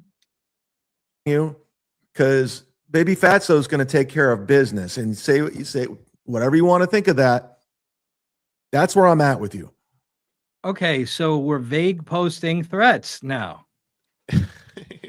Okay, that's good. That's good while the cops are already looking into your ass. Yeah. And he didn't even say YouTube terms of service. Nope, he didn't say in a boxing ring. He didn't say any of the accompanying phrases. Ali oxen free, which I think counts. Yes, that does. That's legally binding. But this guy, again, to get more fuck Stuttering John and his mutant trans kid, like again, the highest form of life that we have in the Dabbleverse. Yeah, bilk them for some money. That's where we're at. Thank you. I don't think these are threats. I'm just saying this is what it is, John. If you're going to try to take money out of my pocket all the time, and then you're striking other channels. Why does that matter to you unless you are boys with them? You're supposed to be part of the MLC concern, right? You say that you have a large portion of your audience as a result of being on Kevin Brennan Presents MLC. Why do you give a fuck about that? And no, we're not, because we're pro Panhandler here. Again, I've never been a Pat guy. Nothing against him, but I've also never been a Pat guy, and that insulates me from all this crap. But Shmuel, don't sell Panhandler down the river for Pat. Don't do it. No, and I'm a Karmics guy, so inherently I ain't a Pat guy. Yeah. So, man, yeah, as I work my way down that. Dixon. I'm a panhandler guy by by the transitive extended, property. yeah, exactly. Whatever the word is. You're gonna lose your channel, dude. Why? If you keep falsely striking channels. Chad, if they were false strikes, would they not have been overturned by now? You can fight that shit. Yeah. I mean, the strikes, from what I see, these strikes don't mean anything unless they're as long as you're willing, as long as you can fight them and they're not real strikes, you just could keep batting them down. Yeah, maybe they are like minor hurdles, but as long as they're not real, hey Sean, as long as they're not real, they're not, they don't hold any merit. Then they get overturned. But then why, Chad? Why has that not been the case? Yeah. Well, he did get his Patreon back, did he not? Or well, yeah, no. He's talking about the channel striking that Stuttering John has been doing lately. Yeah, TSN. Yeah. So I'm sorry. So are those strikes that TSN's getting? Are they not? I'm not tuned into too much of what goes on with TSN. Are they not getting overturned?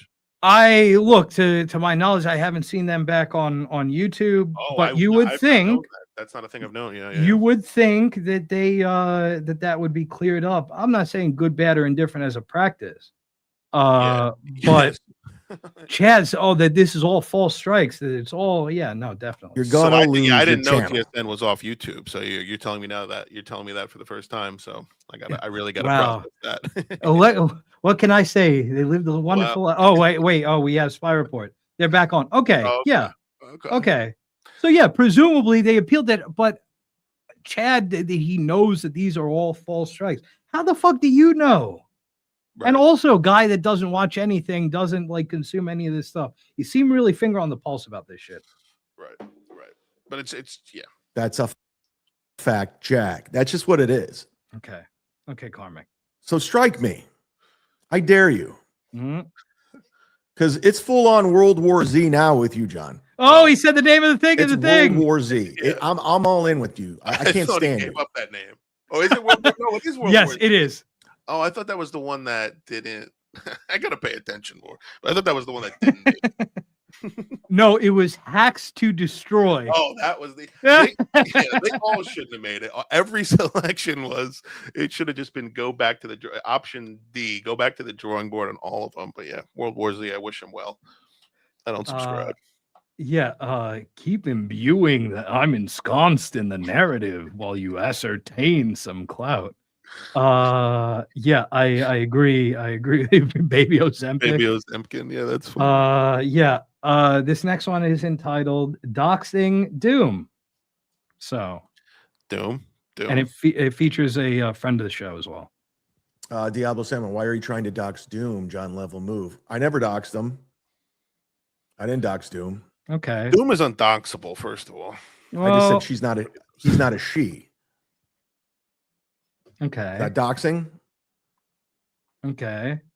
Doom's not a girl. Yes, she is. I already ran with it, so doxed.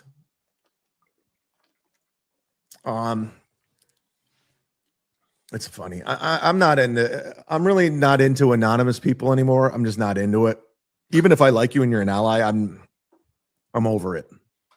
The fact that you guys can hide and say whatever you want without any repercussions, where we can have any kind of ammunition on you, is just the most cowardly thing you can do. It just is. Yeah, these are the rules of the internet. Right. Sucks to suck to all those out in the audience who are complaining about this, and not really particularly in our audience, but say other people on our semblance of level who always seem to be complaining about filters and about people being anonymous. Mm-hmm. Sucks to suck. These are the rules of the internet. Right. Just because you, Chad, decide to use your real name rather than a stage name, right? Jeff Ross is actually Jeff Lifschultz, right? Mm-hmm. John Stewart is something else, like Leibowitz or something. Yeah, exactly. I think they're all just Lifschultz. Yeah, all of them. Okay. So just because that happened, or say somebody else who has doxed other people in the past, and then got himself doxed and is now butthurt and trying to pull everybody into the mud with him. Again, I reiterate, sucks to suck. The internet is based on anonymity. Now, there are countries that they're trying to circumnavigate this. Our country is one of them. They're trying to do this digital ID law, or have passed one, I guess, in Britain. That sucks. I hate all of that. But as shit stands now, just because you made yourself an amputee means that I have to tie my arm behind my back to fight you. Mm-hmm. No, I'm good. Right. I'm not that honorable. And it should be like the like you shouldn't have to go after just because someone made fun of you on the internet.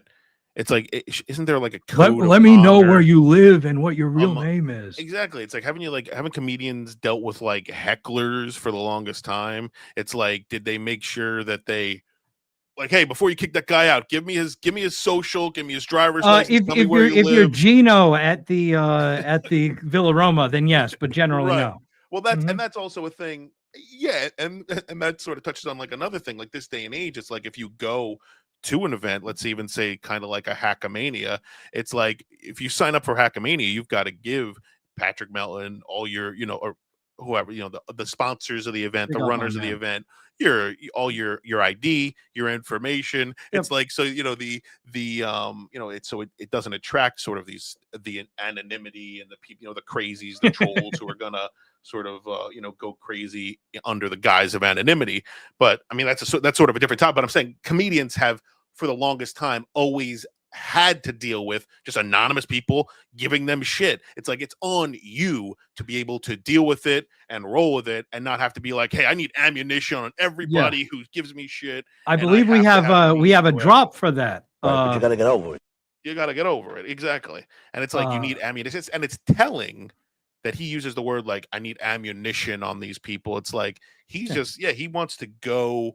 Like, you can't sling a couple arrows at this quote unquote comedian without him needing to give me your dogs. Right, like what? Go after your job, show up at your house, stuff that he complains about as well. Children's bus stop is. It's like, I just want to address this from associate producer Ralph. You're beating steel toe. I'm stunned by that, but thank you as always for your diligent work and keeping us informed. The man does it for a living. Wait, is he with or without Johnny though? Oh, it's evening. Johnny's got to be smoking weed. Yes. Chad hates the anonymous because he can't ad hominem his way through around things. 100%, right on the money. In fact, let me show you how many percent it is. That many percent. Yeah, exactly. What's up, Ray? And the great award-winning beloved chatter. Hey, now. Everyone assumes I'm lying all the time, so I might as well just lie all the time. How 4-year-olds in chat say, I've described it many a time. It's what we would say, what we would call in the biz, a little mot d'art, if you will. We call it little kid lying. Yep. That's what we call it. No. He lies, Teddy, but then he tells the truth later. It's a delayed on his Patreon. Delayed release lie. I'm sorry. You can paint the brush, this, that. If you hide anonymously and just go after people's personal lives, public lives, you're a coward. It's funny. There used to be a website like called robinswrong.com that someone like maintained during the 90s, early 2000s. Where like anytime Robin Quivers on the Stern Show would say something wrong or would just make a misstep, or her news articles would be off, would just be not right. Yeah, they would just document it. Someone should have a chadsayings.com, like all that. I mean, he uses words like money walks, bullshit walks. Yeah, he just finds new ways to say things that are like, well, how the fuck did your brain even scramble to come up with that? Come up with the way those words came out. Nope. But we digress.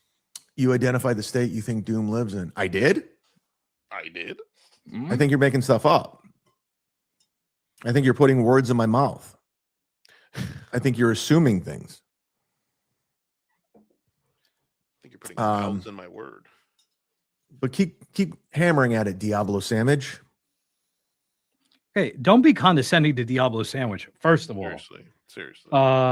Second of all, let me address this from our boy Butch. You guys are starting a narrative and running with it recklessly. Yeah, exactly. That's like you would. Yeah. He's a comedian. Spend a little time of that day and come up with some new lines. And great point. Godfrey's in bed, as he should be. Is this your boy? Like, again, if Flimsy was acting like this, you think I wouldn't be embarrassed? Thankfully, I know that I don't have to worry about him. Right. Okay, so what I would like to present now, just for added context, is from the great Chad's deleted tweets, which is an amazing follow on Twitter. I have all the info on Doom and I'll never release it, but Doom isn't a woman. It's a not funny inside joke that Melton came up with him, and you all look stupid pretending he's a woman. I'm going back to my diarrhea and vomiting. Hashtag Arizona, hashtag losers. What did Diablo Sandwich say in that last super chat that you alluded to? You know what state? Doom is in, Mm-hmm. and this guy is going to act like he has memory issues. Caught in fucking 4K. What is that? Is that from the Chad's deleted tweet? Yep. This channel on the NLO subreddit. Yep. Yeah. Chaz Lead tweets on Twitter. Oh, on the Twitter. Oh, okay. Because a channel Mm-hmm. on the NLO subreddit. But yeah, what a service that these guys provide that can that 100%. document the 100%. the bullshit of one Chad Zumock. It is Yeah, I would say that there are other people who might need their own deleted tweet accounts, but I digress. Yeah. And so this again, we have an example of the audience that Chad got from appealing to TSN, leaning into the Stuttering John stuff after the whole Patreon thing. And we're going to see his reaction to this suggestion. Let's hear. What is this? What is this from Howard Boy Panhandler? Ranger, you should be embarrassed by Footberg's mishazed watch hours. Yeah. I don't we don't have, I'm not Mike Johnson, right? I don't have some sort of porno accountability app system with Flimsy. But I still have the bell set for Miss Hayes, so I get notifications. But I'm trying for 2026. I am trying to get my Miss Hayes watch hours down. But I will admit I'm not in the chat as much as I am watching for fear of getting spotted by Panhandle and Riles. But I do know I sense them. I sense them. They're on it. Right, they're there. We're all there together, but nobody really wants to be like. Hey, but you're not gonna. No, you're gonna be like at the end of Dark Knight Rises when he's at the cafe in Florence and Alfred's at the other table and he just. That's Panhandler when you're with yeah. And there was a time where that chat was bumping too. We had a good time in that chat. I don't want to digress too hard because Josh Denny fan. Nobody really knows who Miss Hazed with 2 Z's is. But if you do get a chance, Google her, see what's up. Maybe check out her Fansly, whatever. It doesn't matter. But we have fun. It's mostly the latter, Danny. Mostly the latter. Great karmic chatter, Shardy McDennis. I have all the info on. And Ava and that's exactly what the fuck he said. This guy acting like so scandalized that people would think that this motherfucker, not that far back, he said. But isn't that the kind of shit that gets your channel like YouTube terms of service or not? I mean, whether or not you say YouTube terms of service, it's like isn't saying you have a dox, saying you're going after somebody, saying. I mean, look, unless you're Sniper Wolf, unless you're a big muckety muck with YouTube, that's your ass. So I would encourage Chad to keep doing it. How about that? Exactly. It seems like it's not. Yeah. It's Keep doing it, Chad. Truly, this afternoon. Why not? Fuck Stuttering John. Maybe. I don't know if I can get through this show. I'm not feeling well. I apologize if I didn't bring it today. I wasn't even supposed to do a show today. This is buffering because you're so full of shit. I might need a couple more days because now it's starting to kick in where I'm not feeling well right now. Okay. Read the super chat. I've been in the doctor so much. I don't want to go back. I'm over it. Okay. So I'd rather just rest. Pump myself with zinc, Dayquil. Wait, we go past it? Orange juice. Yeah, no, I'm an idiot. We went past it. Excuse me. I'm going back. Maud Levy, if you're all in against Stutcho, you should go on PDP with Shuli this afternoon. Why not? Fuck Stuttering John. Maybe. I don't know if I can get through this show. I'm not feeling well. Okay, notice there's no moral objection to it, right? It's if he was in perfect health, the implication of that is he would have been there with bells on. Right. So that's good to know, Chad. I love that B. Arthur Bob Levy. That's one of my Yes, favorite. that is classic. 112.52, sick off screen. The Charlie Kirk, fucking George Floyd. Yeah, yes, Call Me Unaliver, yes. The mash, the mashups are beautiful. Okay, before we get to that, my friend of yours, Lady KB, imagine not knowing what the Dalverse was and seeing Chad stand up, then going to his social media or podcast talking about his recent diarrhea. Straight embarrassing. Yeah, how do you, like I said when he was on KB yesterday, day before yesterday, I sent in a chat, I was like, this motherfucker came in talking about stool consistency. Yeah, it's and I guess everybody poops or whatever they try to teach you. It's like, but I don't care. Nobody wants to hear about you, your health problems, your stool consistency. No, we're good. Bro, literally, when he said that, I was just about to sit down for fucking dinner. I know. It was dinner time, and maybe a little early, but it was dinner-ish time. And this guy coming in hot with this fucking middle school humor. Yeah, it's one of the reasons I can't watch a Jake Hudson. You never know when one of these. By the way, might pull out something about stool. I try to keep stool and its consistency and things like this out of my. Even right now, we're out of my orbit. Okay, so this next one is entitled "Sick Off Screen."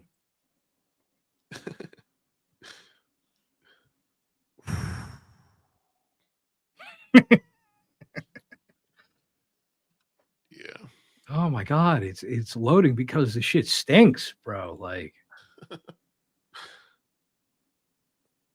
All right, guys, hold on. Oh, you making white? I'm not feeling well. Okay. And before I shut it down completely, let me just. Oh, he's gonna have. He's gonna have a dizzy spell right here with his fibromyalgia, whatever he's got going on. I'm coming, Elizabeth. Hold on. I'll be right back. Okay.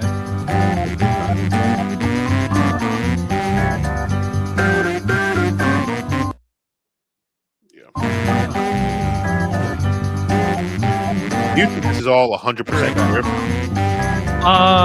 No, I do believe that he's sick, but it's also a nice grip. His belly really hurts. Yeah, yeah. You can't just have your belly hurt and not make a whole pot. Have Adam name the whole episode about it. You got to go into turn it into a. Hopefully, some of the mommies in the chat send you some money for some chicken noodle soup. Yes, that's the okay. I know. Okay, I hope to be in as good a shape as you when I'm your age. I'm working on it. I'm working on it in my own. Me? No, as Teams and Tim. You shitting me? Because I processed that. I was like, "You're 20." Yeah, I was like, wait, is he talking about me? Because I am 10 years older. No, as Teams for Tim. Yeah, if I could be. Shit, yeah. I'm trying to get to. Let's get to that age first, then we'll worry. Yeah, you're right. You're absolutely right. And Dorian makes a great point. Before I shut it down, maybe you'll give me some sympathy super chat. Yeah, that's what we're watching right now, and we'll see how it plays out.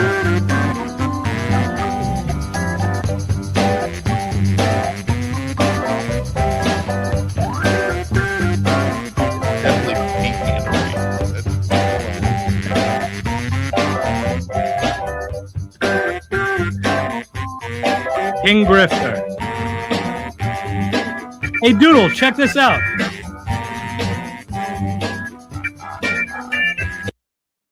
Doodle really turned into a twat. Really, really classy stuff. Really classy stuff from this faggot to whom I say, anytime, any place, you fucking bum. You fucking a busker plays an instrument or break dances or something. You do fucking nothing. You make AI slop. Oh, it's me, AOC. I like a big wiener in me culo. Oh, here you go, sir. Here you go, Mr. Fernum. Here's $10. Yeah, bro, you are a modern embodiment of the steel toe Shaka doll. Hey, Mr. Chad, it's your old friend Fernum. I's here to do my grifting in the chat. Go get your fucking shine box, you piece of dog shit underneath my shoe. Take that, Furnham, Mr. Furnham, is it? Yeah, and to quote Karmic X, take that for what you will. And he's a guy. He's a Chad. He's like a Chad Strick. I don't see him in any other chats but the sit down Zumock chat, and I don't really find myself in there that often, so I don't really interact with Furnham that much. But fuck him anyway. Yeah. Again, to quote my dearly departed old man, fuck them where they breathe. Fuck them where they breathe. So this continues on for we're here, blah blah blah blah blah, like 5 minutes, and then let's see the chud that comes back after this. Well, there he is.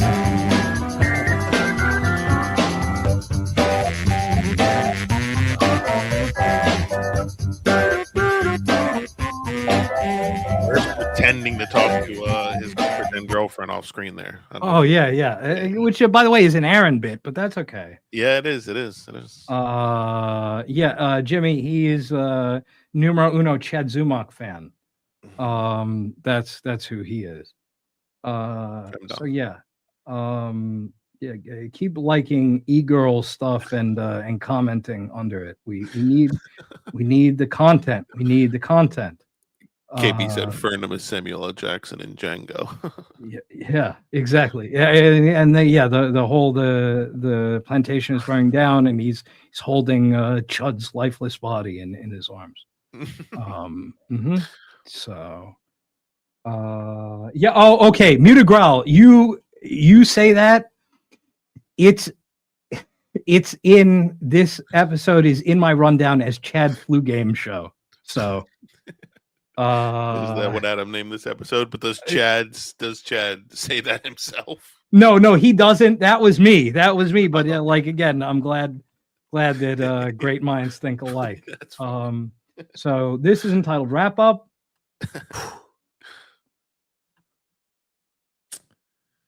All right, guys, I don't have it in me. I'm sorry. Not even I gotta a go question. back to bed. I thought I could pull it out, but I can't. Sorry I tried mailing in. I still wanted to get to this Keanu walking out Chrissy stream. I wanted to get off this Ray stuff. Yeah. But I don't have it in me. Sorry. Okay. But yeah, let's let Greg I'm losing. This is his version of No Buzzer Beaters. And then hanging out for another 4 Brian minutes. Landon. Let him know I'm in. Waiting for the buzzer beaters. Yeah, let Money Guy deal? know that What's that the I'm deal? in. Okay, so that's that, and then right before the end, 123.57, where I steal our friend Doodle's bit just because I was feeling like fucking around. Okay, Man. Let's see his reaction. NJ Ranger, look at this wop. Whoa! Look at this wop. I'm pretty sure. What did we learn? Thank you, buddy. You got your papers. What did we learn today? Yes, I am with papers. Okay, so that was that. Now we're gonna talk a little bit about Chad's big event. Yeah. The new with that. Yep. The new thing. Change the banner. So yeah, Chaz. Yeah, exactly. Again, it was kind of uncalled for. Look, he's supposedly Italian. Yeah, exactly. Thank you. Yeah, I would say the same thing to the senator. And thank you, Doodle. Again, I was there watching this shit. I was like, okay, let me stick it just a little bit. So we're going to go back to Saturday Night MLC. Chad is trying, or I should say Brian Landon is trying to get this event going. Chad's running with it. I think that we could describe it as this first timestamp has nothing to do with it, though. This first timestamp, in fact, starts off with our Uncle Hank on the blower. Because he was a runner-up again. Yo. Where is he? What do you mean? I just spoke to him. Apollonia, no. Did the gig get canceled? Yeah, he did. He said he got snowed out in Cleveland. He said he wants to do a show to make some money. So I told him to go on your show. Did Popper pass? No, not yet. And everybody will follow over from your Right. show. We gotta shout out our. How about Joe Rogan? I saw someone else say. Joe Well, Rogan. yeah. One can only hope. One can only hope. YouTube serves a service. Oh, Our boy EFS, who I'm looking over here at the pop out chat. It's a hippo that's dancing around. It turns around and does a peace sign, and it says victory. Beautiful selection. Coming up behind. I appreciate that, bro. Thank you for Beautiful. taking care of us as always. Can't wait to see you in AC. Oh, well, this year is going to be so much fun. Yeah, we're gonna do it up. Right. Good thinking. And what'd he say? He said he can't do it? Well, he was all like hesitant and shit. I don't know. Monday, Tuesday, Thursday, Wednesday. This is like the Sopranos suddenly. I'm loving this. Wait. Stevie's talking. Wait, what, Teal? I said, be nice to him. It's the holidays. How about him be nice to me? And don't mention that other dude. Don't mention that fucking guy. Who, Sheckler? Sheckler. Yeah. Oh, no. What are you, stupid? The fuck is... What's that face Clearwater's got on? Yeah, he's very, he's got a face of consternation. Okay, where the fuck is this? Yeah, okay. Let's. Said he wants to do a show to make some money, so I told him to go on your show and then promote The strong silent show, type. you know? Then everybody will follow over from your Right. show. Right. Good thinking. And what'd he say? He said he can't do it? Well, he was all like hesitant and shit. I don't know. This is like this is like the Sopranos suddenly. Oh. I'm loving this. Wait. Stevie's talking. Wait, what, Teal? It's a guy from North Jersey. How about him be nice to me? And don't mention that other dude. Don't mention that fucking guy. Who, Sheckler? Sheckler. Yeah. Don't even say them words. Don't even say them words. That would kind of ruin the whole thing. If we Can I say lur or sheck? Can we have a code word? Ask him if we can have a code word. So his shitty gig in Cleveland got canceled because of the snow? No, it was a theater. Theater with who? Gilly? What? He was the headline at 5,000 seats. How many tickets sold? No, he's pulling her leg here. Come on. Pulling her leg. But he told you it got canceled because of the snow. Yeah. All right, so yeah, tell him we're about to wrap it up. I already did 4 hours, so tell me he better fucking hurry. And if he wants to do a clown town after me, he should better hurry the fuck up. Oh, and tell him in Italian way, so he knows it's serious. Tell him in Italian way. I agree, KB. And thank you, Opinion. You're a little early. I do it on the hour, but thank you for looking out for us. Okay, this next one is entitled Initial Idea, 4:59:30.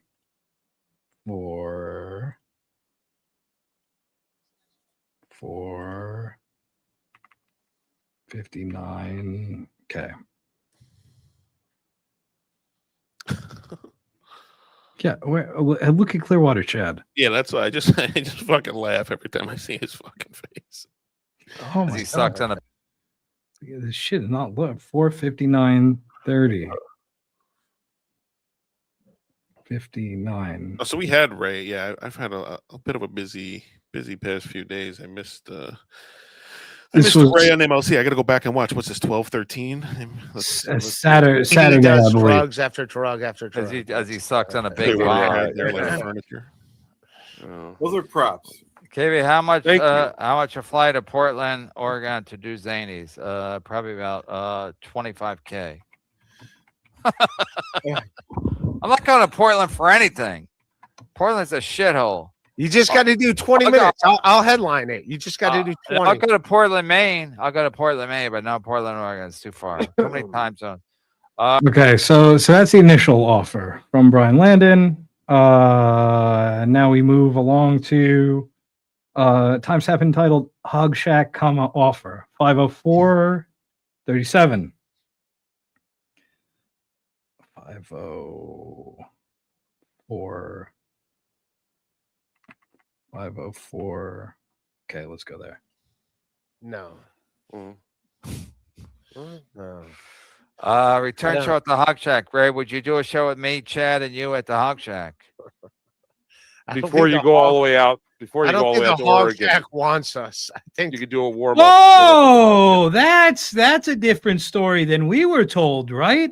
We left off on good terms with the Hog Shack. Yup, that he was going to do a makeup show after he offered, I'll do one if you guys want to see me in DC. No, we don't. We want to see you at the Hog Shack. Exactly. And then he was like, oh no, I'll book another show at the Hog Shack. So I hope that we were not lied to about that. And Chad also got on the manager of the Hog Shack. Didn't she sound like everything was in like if and when you guys want to do another show? It was very amicable. Nothing about the Hog Shack seemed that's like it was that was my impression. That was my impression as well. But that when I saw that going back for this, that was like, Lucy, you have some splaining to do. I love it, Chad.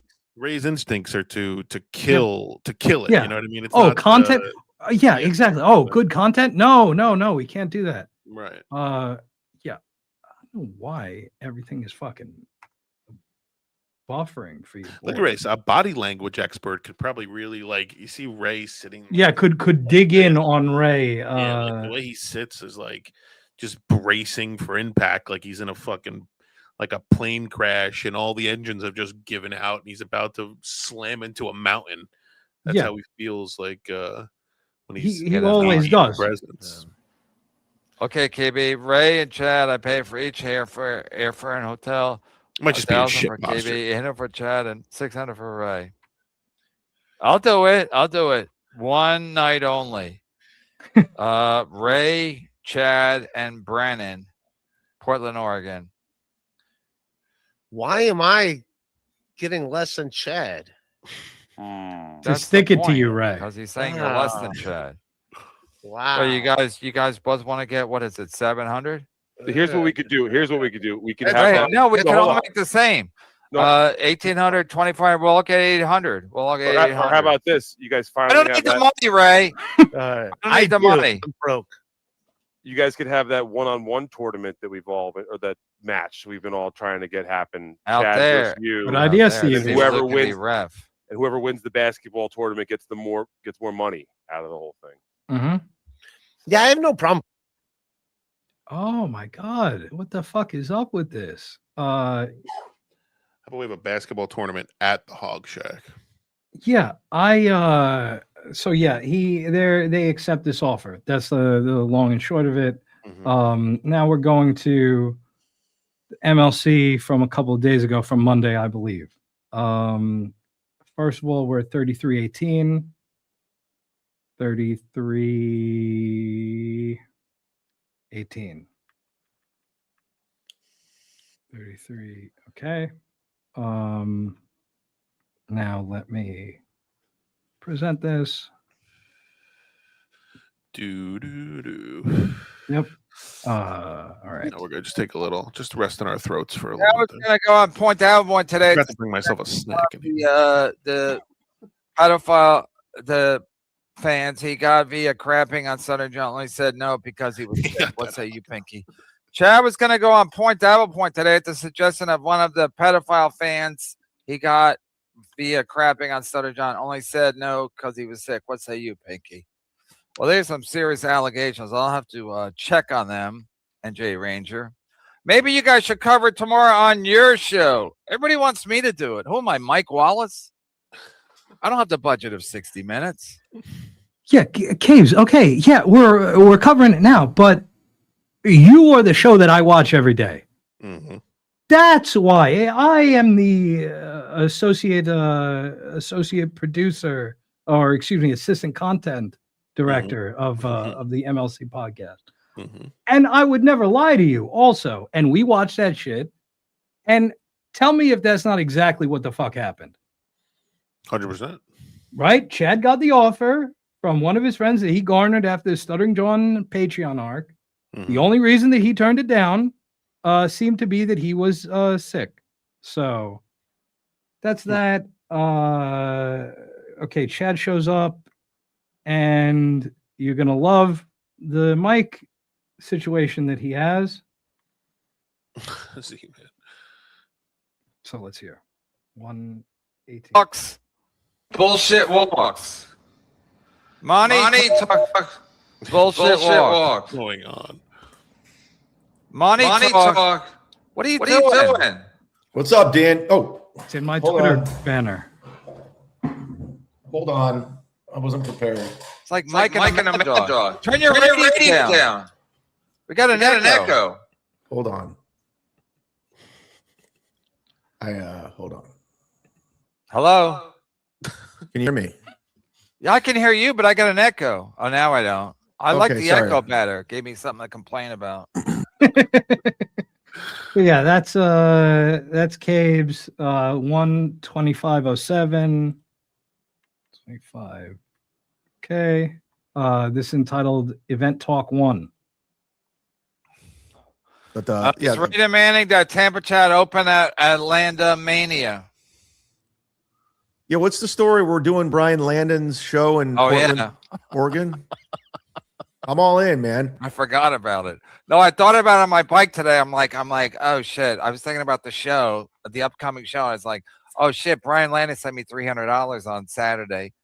And then he sent me an email either Saturday night or Sunday early. So I'm like, oh shit, that's right. I gotta fucking do a show. And He's doing show and tell with the fucking ginger ale. Like, I guess that proves that he's sick. If you got ginger ale, you must have a little tummy ache. oh well, then by all means, by all else would means, you drink ginger ale. But one thing, you know what's funny though? It's one thing we've quickly gone from like chatters having their own shows, all of what's going on here, to now we're getting into like this season of chatters throwing their own entire events. It's like Landon Con and Pulper Fest. It's Yep. like, what? Many people say that Pulper won because everybody was talking about him.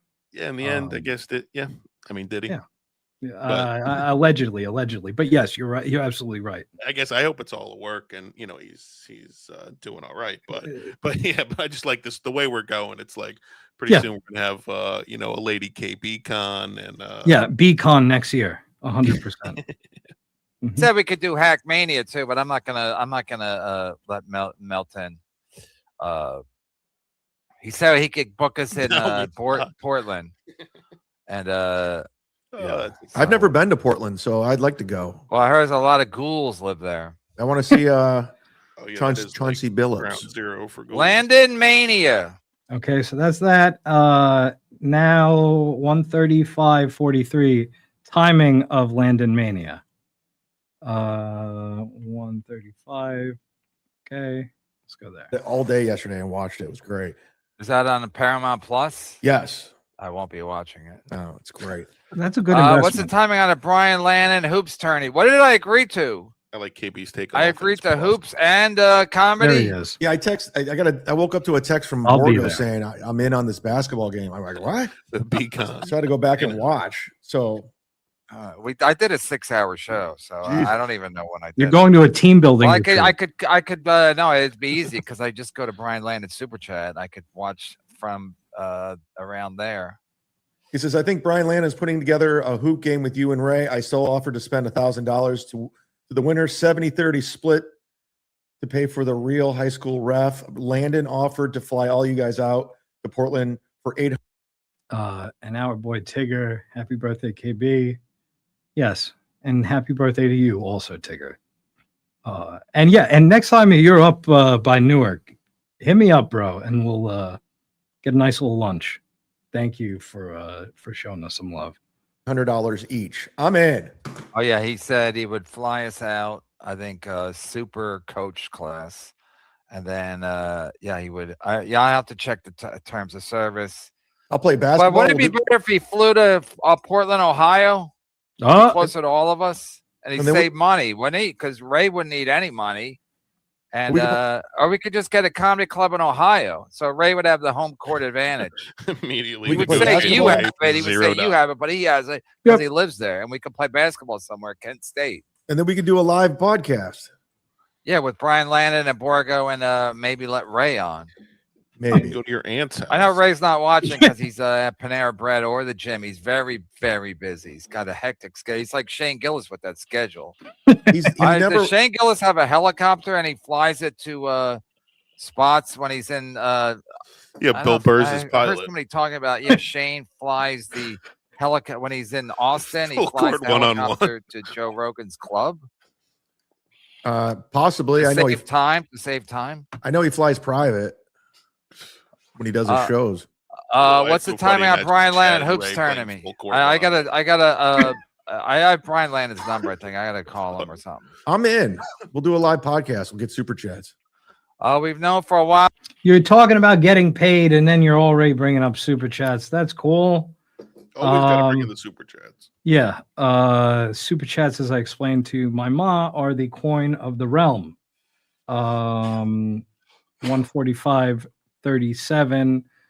Carlos Danger call. I call Carlos Danger because he wants nothing to do with any of this stuff, so he's not going to text me. And plus, he might be.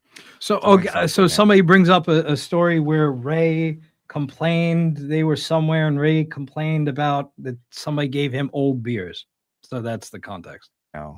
It sucks because he's so good at it. He was actually pretty. I know he's actually selfish. You know, he actually made Ray's show good when he was on it because he brought the Roadcaster and he challenged Ray, and it was fun. But then he left, and Ray's show went to shit. Yeah, and he was on when Ray did the roast battle with himself.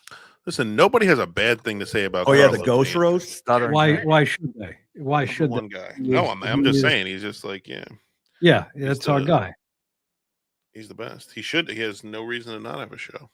Of all the people that have a show, big time. And thank you for showing us love, Gina Marie. I really appreciate it. Yeah, again, we're sticking it to Chad. We're sticking it to Chad by having content and not just doing the I wasn't even going to do a show today thing. But thank you again, hon. And you get 4 times as few as Gino does. Good lad.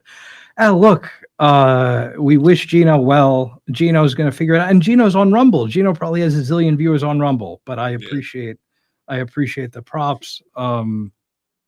Yeah. we should post on Rumble. I wonder how many viewers we'd get on Rumble.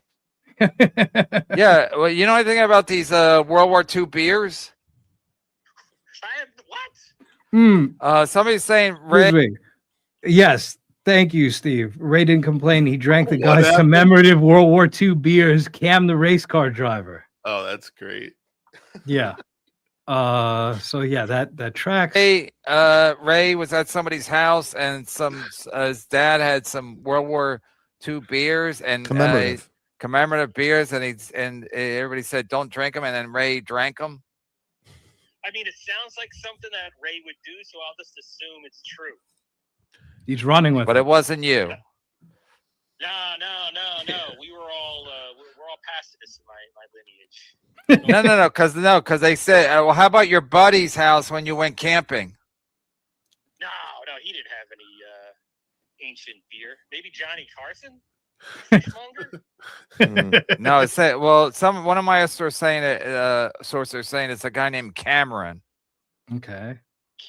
Cameron Crowe. No idea. A black guy? That's not like Ray. All right, we gotta go. All right, Carlos Danger, what did you think about his Dabbleverse Awards? Y'all miss me now, don't you? Y'all miss me now. We really do. Chad just said it. He said, Chad said you're killing us by not showing up on anybody's show anymore. He said you were good, and I said I think Carlos is selfish. He keeps his talents from us.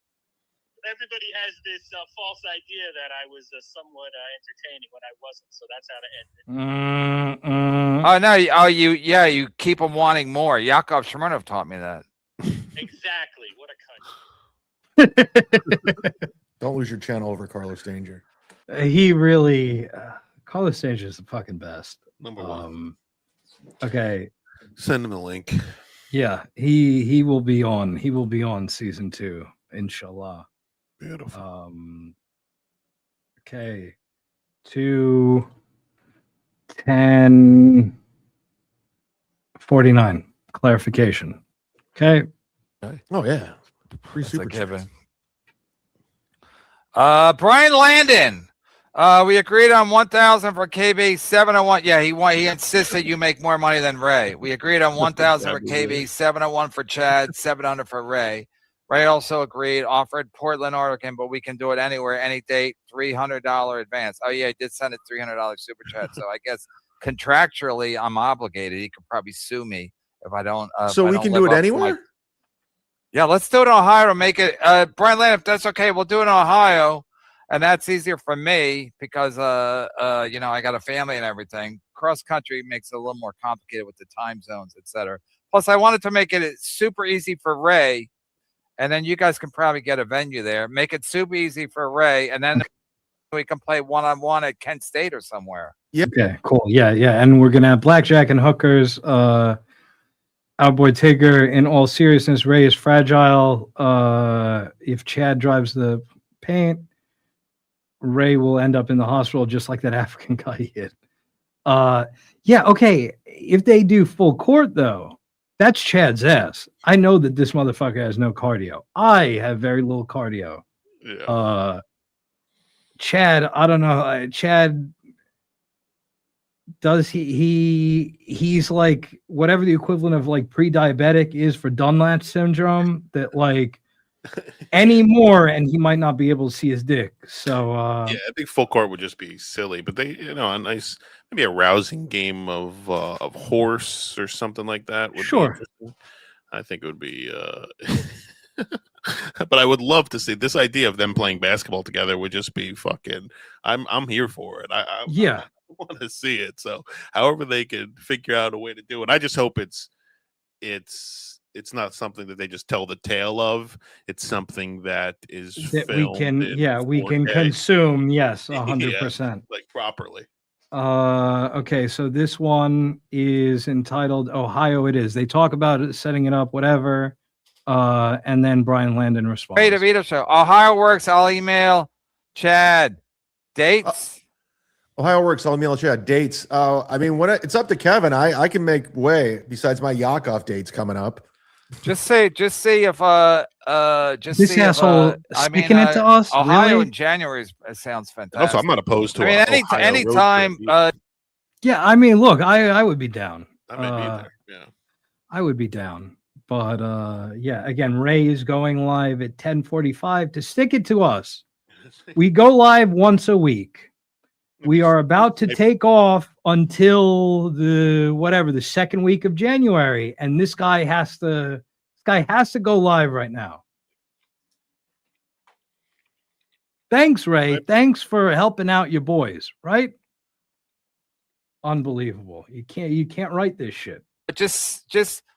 I mean, a weekend would be best for me, and so see if you get a comedy club to just give us like a Saturday, maybe. I don't know if we can get a Friday or Saturday, but I definitely can get a Thursday and Sunday. I mean, I don't know. Or maybe send them the link. Yeah, I'm about to do that on my Twitter right now. Yeah. Get them in for the 11 o'clock hour. And Chad, like KB's talking about the weekend. Chad, to his credit, points out that I don't think that's going to be possible. It's not. The place that they're talking about is booked. So that's okay. That's okay, Ray. Come on. It's always so well planned, isn't it? Yeah. Why should today be any different? Okay, people. And it just proves like these guys are just so impulsive. You know what I mean? Nothing is impulsive, if you will. With Big Mike. So I sent Ray the link. Yeah. So yeah, Ray, again, you're sticking it to us. You go live very sporadically. You have to go live when we're going live and when you're not about to see us for 3 and change weeks. What's his But that's description? okay. Is he doing it with hope? Or to go live? No, the what he sent in the DM is going live 10:45 discussing this fake Landon Palooza BS. So okay, let's we'll see how that pans out.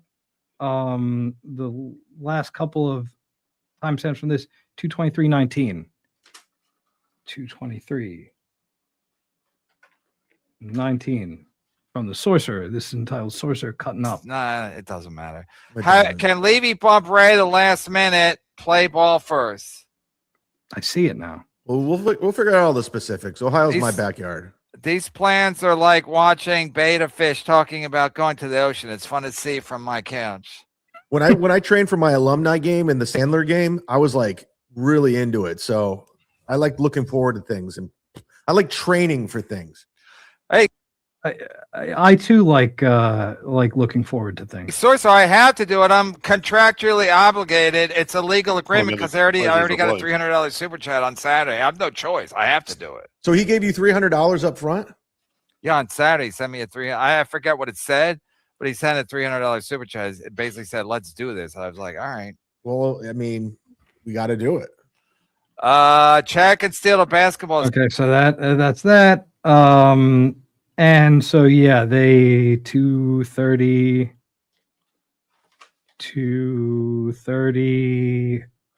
It's real. I am a rock. Always in December. Chad tries to rope KB into an appearance, and Chad always manages a way to screw it up. 100%. They roped me into it. I had nothing to do. This is all Brian Landon. Oh, he's saying, but it always happens in December. He's immediately deflecting onto Brian Landon. So that's good. Well, that's why I think we need to do sooner rather than later, just so we get it done. Just get it done. That's what I'm saying. There's never a good time to be in Northeast Ohio. Ask LeBron. So we could do it any weekend. We're gonna wait for when it's nice there, which is when? Never. So it's nice there in the summer, but then it's humid as fuck there. I used to live in Chicago. I know these Great Lakes cities. They have terrible weather. That's the only thing you can count on. My point is we can have it any weekend. So talk to the Funny Stop and ask them. First of all, find out what time their early show is on Saturday, and also any of those clubs around there. Early show 7:30. Yeah, so we could probably, they would probably let us go in at 4, whatever. Plus, Okay, yeah. Okay, so they bullshit through all this, blah blah blah. They're setting it up. Okay. They did the same thing for the Tennessee Beer Hall. Yeah, they did the exact same thing for the Tennessee Beer Hall. Maybe this and this and this and maybe this. Yeah, and maybe there'll be a chocolate fountain too. Yeah, that's the vibe. It's the same shit, different day. Okay. Chad's like, this is all Brian Landon. It's like in Ohio because of Chad. It's not because of Chad. 100%. This is all Brian Landon. It's all on him. And to be fair, we're gonna get to when he calls into Nobody Likes Onions, and he says Brian Landon says that this is going to work because he is involved in this and he was not involved last time. So I guess they agree on that. And maybe I believe, I might believe. Yeah, I mean, it could not be worse than last time. Tell him Jim Florentine says hi. I will. I'll tell him. Should he really do be looking? So, anyways, I've been in contact with Brian Landon, who's 100% serious about this whole thing. And I talked to Nadell at the Funny Stop. They're all in for a matinee show. We just got to decide what day it's going to be. So it comes down to Kevin. You're the guy who's pulling the strings. Okay, the Funny Stop's in Akron, right? Yes. And they have an airport there? They have a Akron-Canton airport and they have a Cleveland airport. And I think Akron-Canton's like 30. I hope so. 550. And anyone hear from Ray? Did Brian Landon try to reach out to Ray? Ray already said on a podcast that he's in. But Ray's going to say that and then he's going to backtrack. He's going to be like, "Oh, I changed my mind." Ask Ray. Tell Brian Landon because I can't talk to Ray like that. Ask Brian Landon to get some availability for Ray. Ray's like January and February. I think it's more you because Ray, like, it's $700 and he gets to go home. Oh yeah, he needs the money. He needed the money. Remember that, Mike? Little boy, Paul. He needed the money. I love that from Dice. Yeah, it's like he's literally lives in Ohio and he can get $700 at his home club, I think he'll do it. He'll There's a cancel. great club in Jersey, guys. I was there in March. The prime time. It reopened again. I never heard of it. Machetes. So how does Brian Lanning get in touch with you about your availability? So good. Man, he already emails me. I have his email. Yeah, we'll work around whatever day you want to do it. Ray will do it too. I speak for him. Very, very good. Okay. Wait to talk about. They're talking about doing an event in Ohio. Machete's like, guys, there's this club in Jersey I want to talk about. We're actually going right now. This has nothing to do with the event planning, but I sent in something nice for Mike for the holidays. But I'm not from that era. Shock G. I don't know either. I don't know Shock what it G, is. yeah. There, somebody sent a super chat about it. Mike, you want to read this? This is in your language. Oh, yeah, put it this way. All right. I'm glad you're feeling better, Mike. It's good to see you. I'm not going to make a remark about you running to your ma at the time. Well, I'll put it this way. Your mom was standing next to my mom, and I said to her, I gave her a hug. That was heartwarming. You love to see it from Mike. Now 153.43. Balmer said that cactus just spoke.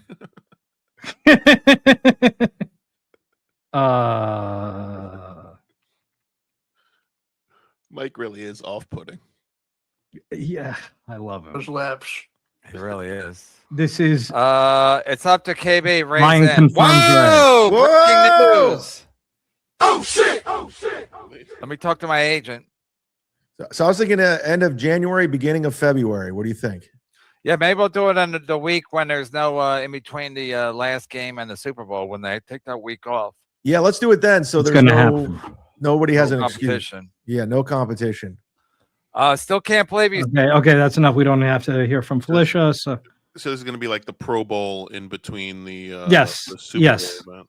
that's I like it. Yeah, I mean, hey, if it's a weekend, I might take a ride out to Ohio. That's about what, 9 hours, 8 hours, 9 hours, something like that. 6-7 hours. Yeah, that ain't bad. It depends on what kind of event it shapes up to be, but we'll see. We digress. For 39.51. Okay, so now we're going to Nobody Likes Onions from yesterday, in which Brian Lanning calls in and he tells his side of the story. And because I think that I missed it at the top of our second hour, I'm going to implore you guys. I heard this. Yeah, I was watching this. Yeah. To hit the like button for us, please. Thank you. So this is he calls in and let's hear it.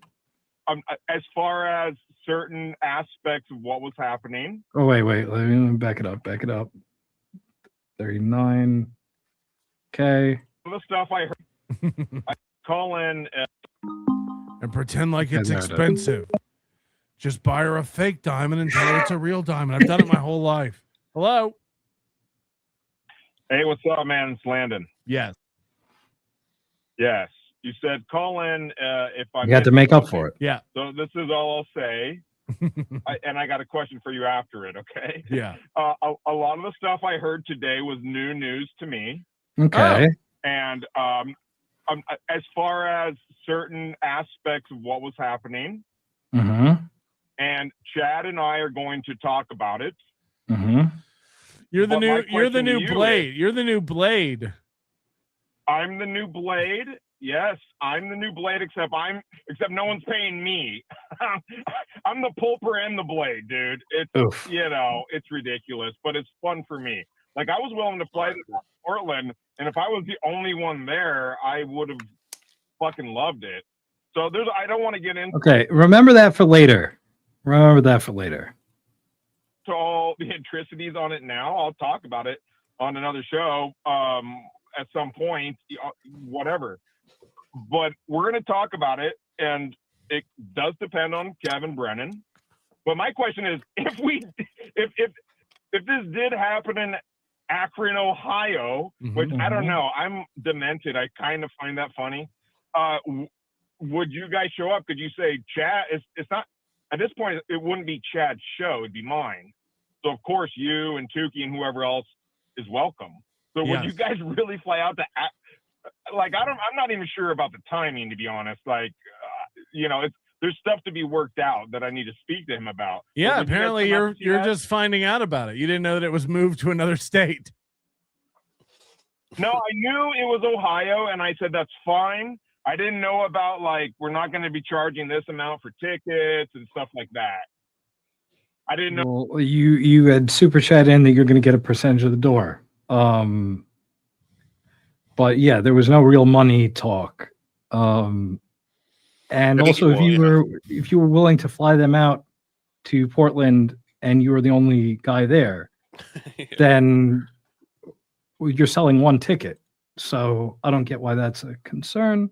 Right. That's what he says. He just wanted this to be his own little thing, and now it's sort of turning into a bigger thing. So yeah, I don't know.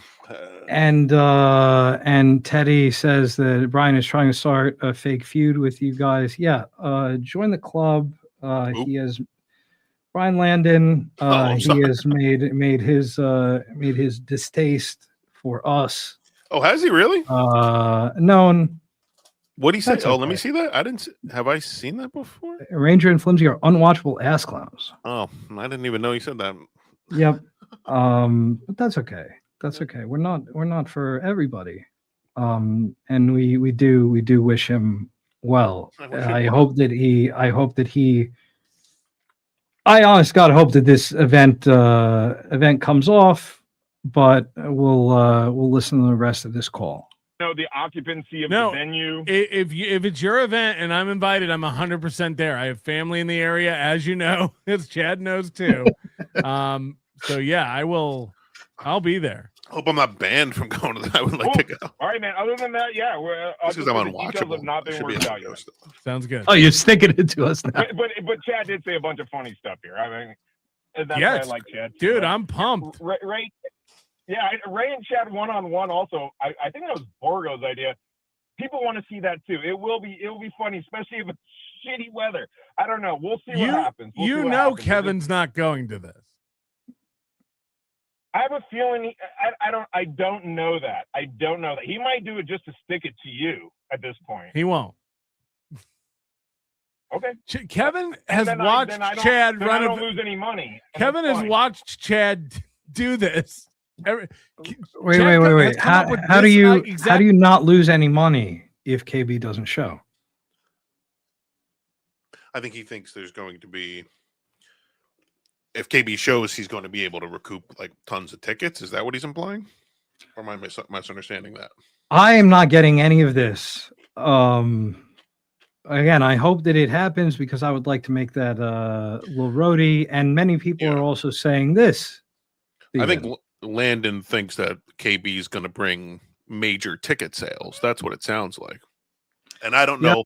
Maybe that's the case. I mean, as far as the Dabbleverse is concerned, I think if you put KB on Hackamania, I think maybe it's a bigger event. Maybe if you put him on this Landon thing or whatever, it's a bigger event. I mean, he is one of the bigger names in the Dabbleverse, but how big and how many tickets you're selling, I guess that's sort of yet to be determined. But I think that's where he's going with that. Yeah. So let's hear him out. Exact idea to do it in Florida, to do it in New York, to do it in New Jersey, to do it in Atlantic City. Hey, that's me. Like, Chad has come up with this idea. Kevin, we should do a show 100 times. I know, but it was, I brought it up and I'm involved now. And so it's not just Chad. Well, look, part of me saying it'll never happen is trying to get them to do it. You know that. Like, you know, I'm reverse. I hear you. I agree. Yeah, it's dependent on Kevin. I mean, it is. If he's not going to come out, then it's not going to happen.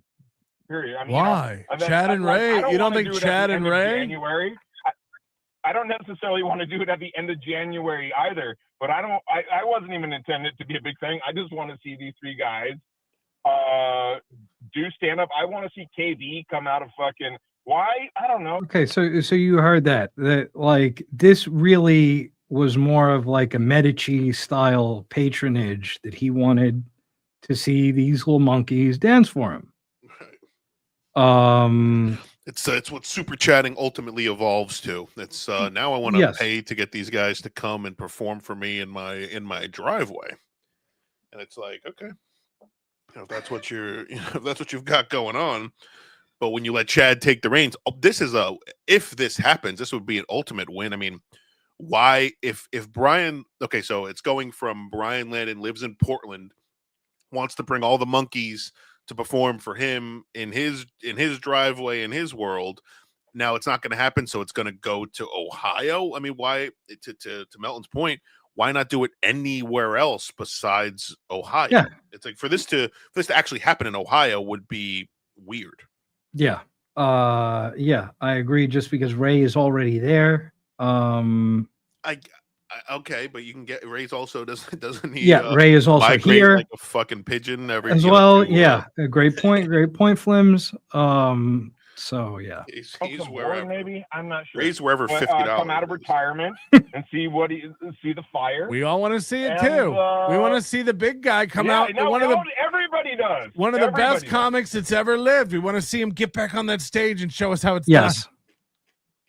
That's right, dude. So we'll just see how it goes. I'm not promising anything. I'm just saying what we're listening to now hasn't been run by the guy that's paying for everything. So that's not quite how that works, and that's fine. But I'm not going to stop. Wait, you're meaning to tell me that planning an event on a live stream with KB and Chad isn't panning out to be this isn't a Fortune 500 style enterprise? And always with the caveat of giving yourself like this 30 to 60 day deadline.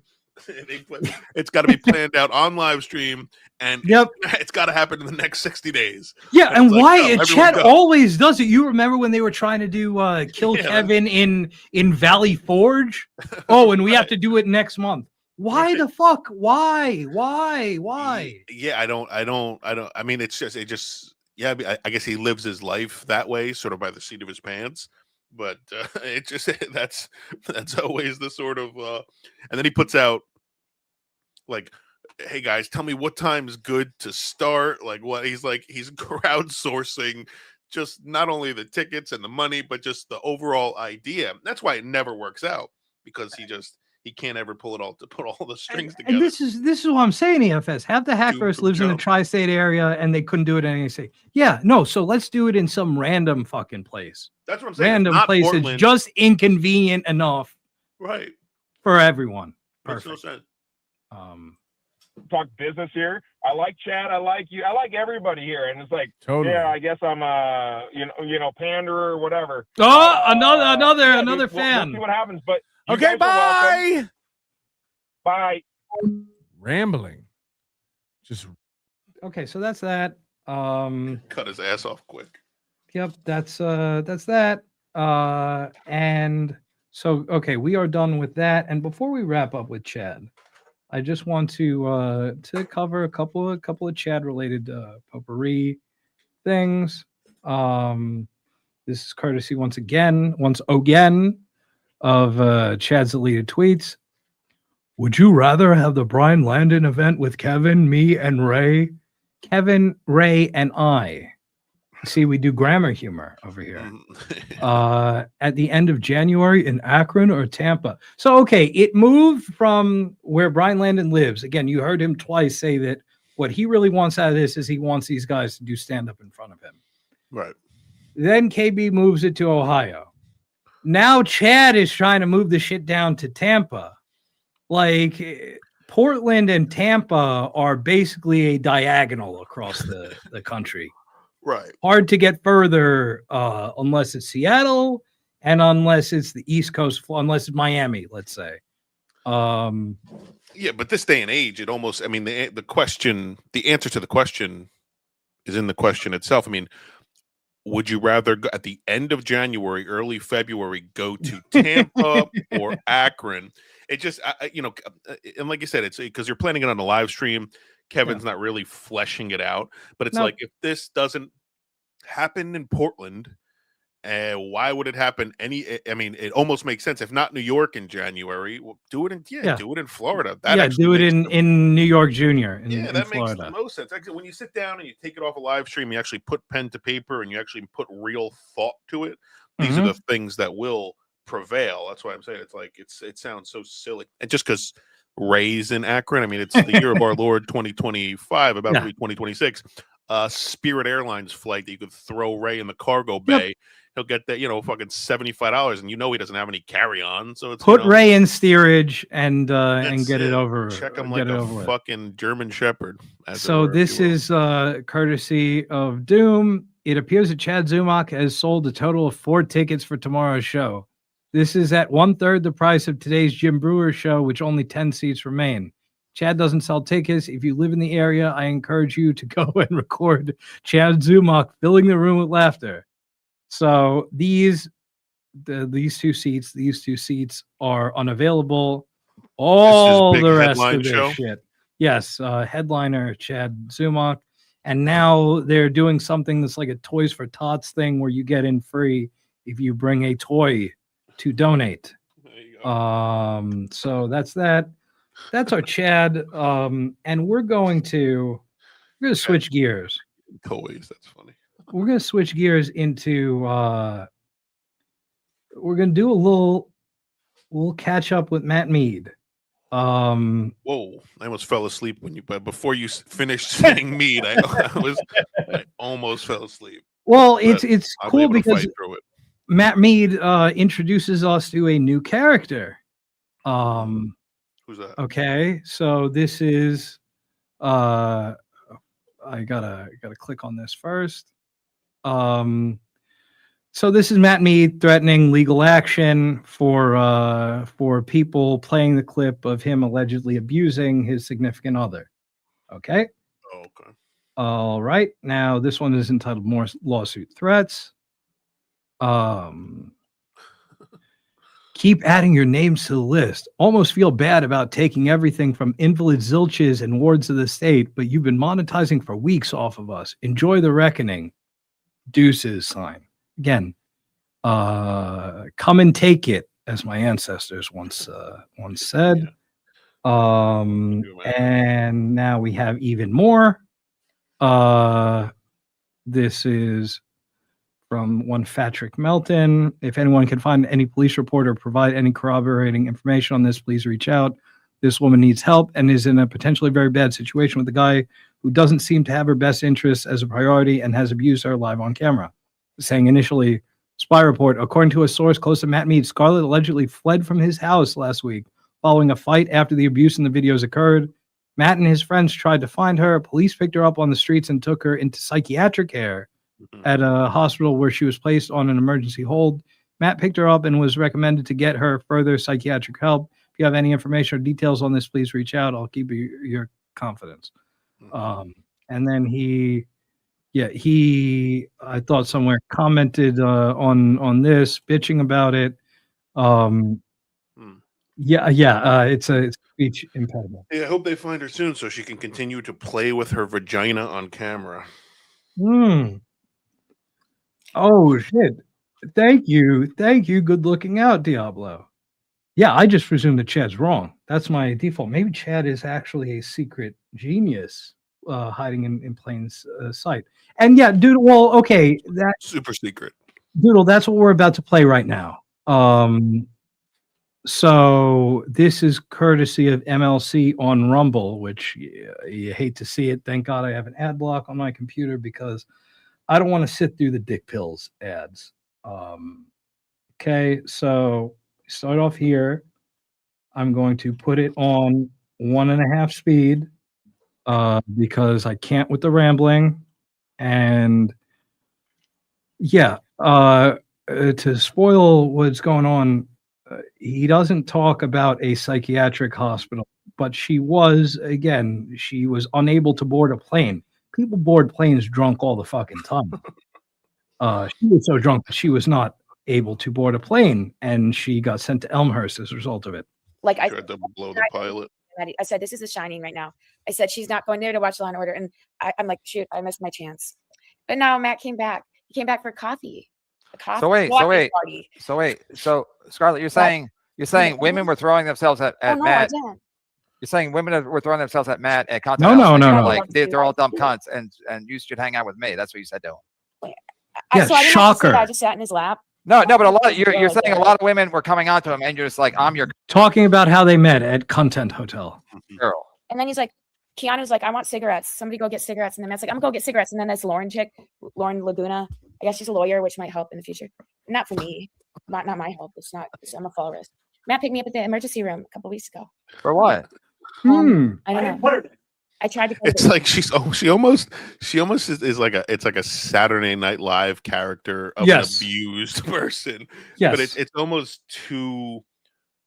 It's almost so real that it's funny, but it's almost too real to be. Yeah. You know, you get Yeah, what I'm it's saying? in it's in the uncanny valley. Right, exactly. And it's like, wow, man, if this is really her real life, and it's like it must be a fucking horror scene. What's going on over there? Also, you like Matt Mead chiming in that she was in the emergency room not because of him. And he would that was amazing. And he would do himself a lot of favors if he wasn't constantly like lurking in the background of every time she was on.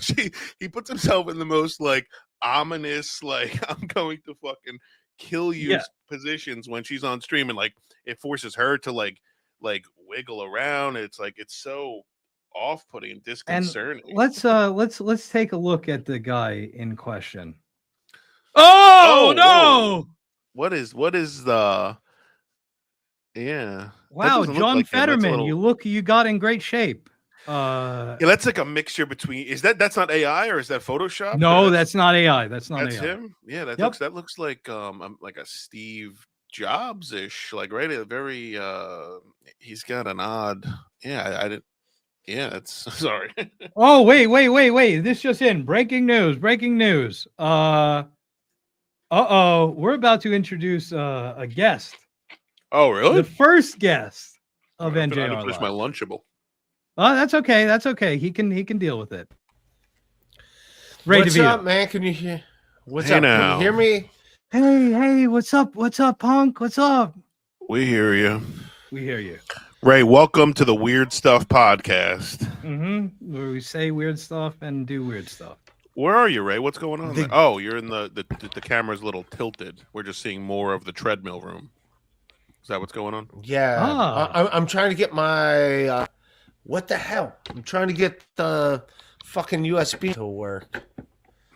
Okay. And it's saying Take it's your my time, take your MacBook time. Pro. We hear you fine. What the hell? Okay. All right. So this is a prop. Okay, perfect. That's fine. It wouldn't be the first time. Yeah. What's up, Raymond? Nothing. Team Sir Tim's like, go at 11. Let these guys do their show and go after them. Thank you, Tim. Yeah. I don't know. Follow all stuff. I got my own shit I got to talk about when I do my thing, but yeah. How are you guys? What's up? What I missed? I think it's clear now. Hey, Flimsy got a haircut. Yeah.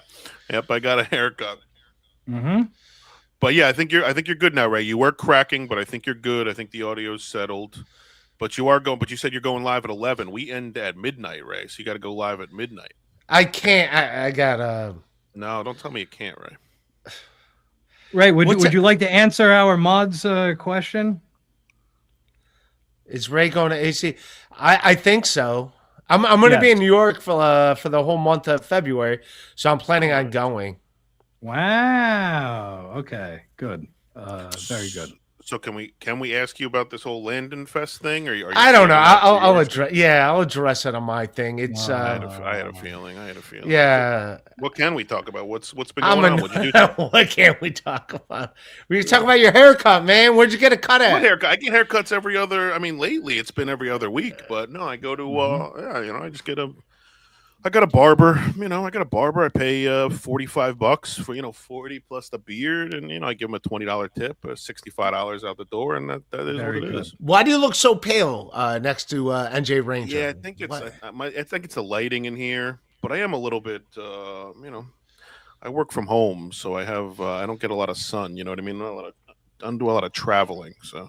All right. Mm-hmm. Look, NJ Ranger has got his chest showing a little bit, letting the ladies know. I always that's my standard issue, Ray. You want some of this, ladies? That's what they say. Oh, wait. We have our boy Shmuel. Oh, beautiful. If you hit a good topic, Ray will squash it. Yeah, can we talk about how you had over 200 people the other night and they were trying to talk about the award? Shmuel and Stevie were trying to talk about the Dave Sarah Awards, and you were not having it.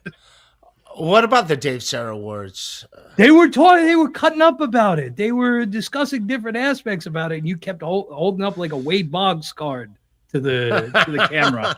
I beat my own drum. I know that, and I love that about you. To my own thing. I do my own thing. I don't know. I don't. Yeah, I mean, I like Dave Sarah. I don't. Yeah, you wish him well. I wish him well. Who won all the awards? Tell me. Fill me in. Who won the awards? Chad won a few. Yeah. Was Ray nominated for any? Probably not. I'm kind of out of the loop. You're out of the Dabbleverse. You finally got your wish. Nobody's talking about you anymore. Yeah, man. My viewers went from like 200 a stream down to 70. So yeah, I'm down to a third of my viewership, and I'm fine with that. That's what you do. Get the 70 you want. Right. That's right. Right. How's that writing gig going? You're still doing that? Can we talk about that? No, I still have. That's why I got to be in New York for the whole month of February. Like that's a plan. Someone was saying the writing gig is actually you were writing jokes on popsicle sticks. Is that true? Yes. Is that the gig? Is it for TV? Is it something like that? Is it for are you popsicle writing sticks, for another dude? You nailed it. Are you writing for another comedian? It's popsicle sticks. So it is true. I am rooting for a comic, and his name is Popsicle Sticks. Okay. So I'm. But you know what I'm saying? The jokes on popsicle, like knock on one side, and then you eat the popsicle. Hell yeah! On the other side. Bazooka Joe. He's making a comeback. I'm writing the jokes. I'm writing the comics for Bazooka Joe. What was the thing that I'm writing? Greeting cards for barbacks. That's what I'm doing. I'm writing greeting cards for barbacks all over New York City. Yeah, Ray, would you ever consider venturing out into fortune cookies? Yeah, I think so. I think so. I can be bought. We're eternally fascinated about what this writing gig is. You know, we're always trying to get to the bottom of it, so we're just curious. You know, me too. I'm trying to get to the bottom of it. Right, we're all trying to get to the bottom of it. If it even exists, you know. If it even, we don't even know. Allegedly. What's Hope up to? Is Hope there? Oh no, Hope's not there. Right, you're in Ohio. Took the words right out of my mouth, Flims. Hope's a good lady. We all like Hope. We agree. That's why we're asking about it. Yeah, Hope's a good lady. She doesn't travel with you back and forth to. No. Wouldn't that be great? I just went. Hey, what's going on, everybody? What's up? What's going on? How are you guys? You know, she seems like a good time. Yeah. What's up? Hope one of our favorite Ray guests this season, without a doubt. Oh, she's the only guest I like. Oh, Jesus. I mean, you don't have many good guests. I mean, who else is another? Oh, man. You got a lot. You bring a lot of sort of, randoms, people you can't pronounce their names. Random comedians, people you met off Spinglish Vinglish. What was that movie you did? Spinglish Vinglish. That's it. Yes. Yeah. No, you bring you bring some funny co-hosts on. But no, I think that was Hope's one of the probably my favorite. Hope's a good time. Yeah. She is a good time. Yeah, she's a fun lady. Yeah, that's why we love her. We got a couple of questions from our dear audience for you, Ray, from Mr. Panhandler. Ray, did you get your car fixed? Oh shit! Excuse me. It's still in the midst. It's in the midst. It's yeah. Mm-hmm. Okay, he's not talking about the tires still, right? No, the tires on the car. Right? Yeah. Okay, we have from our boy Butch. Hope on the AC? Question mark. You know what? There's a chance because if I do, I got to be in New York. So if I stay at her place, I'll be like, hey, do you want to come to AC too? So yeah, there's a chance. Wouldn't that be great? It would be incredible. Suddenly more people. Big time. We have our boy Tigger who says #Ray's mom was right. What do you think about that, Ray? I love my mom. She's passed away. She's great. That's good. That's a good answer. Steve S. Saying, ask about Cameron's beer. Oh, that store's messed up. Okay. Like, that's not. Yeah, that's. I was talking. That story was talking about. Hey, Victoria, she's a good lady. I hung out with her at Hackamania. She's also like went to college with a good friend of mine who's a comic in New York. No need to donks anybody. Yeah, no reason to bring his name into the thing, but yeah. So is it true you drank the guy's World War II commemorative beers, which I imagine were warm at the time? I was 14 years old. That thing. It's two different stories. Cameron had a jelly bean. He had a jelly bean machine, and I ate some jelly beans out of it. Okay. That's were what they that World War is. II era No, jelly beans no. or okay? They were not. Like I tried having Cameron on my podcast a few times. I like Cameron, but like he was just talking about how he wanted to race cars, and it just it wasn't that interesting to the people. But I like Cameron. Okay. He's a good. I'm man. not sure who Cameron is then at this point. Yeah, that's yeah. No, he's a good guy. I'll see him. What does that have to? But with the beers though, someone before was talking about you drinking World War II someone's beers. I said that. I'm the one that said that. That's a story from when I was a kid sleeping at my friend's house when I was like 14 or 15. That's that's like the first beer I ever drank. Oh, okay. Because like, hey, we're gonna drink beers, and I like drank a beer, and it's like, whoa, what? It's like you're not supposed to drink those, and I was like, oh.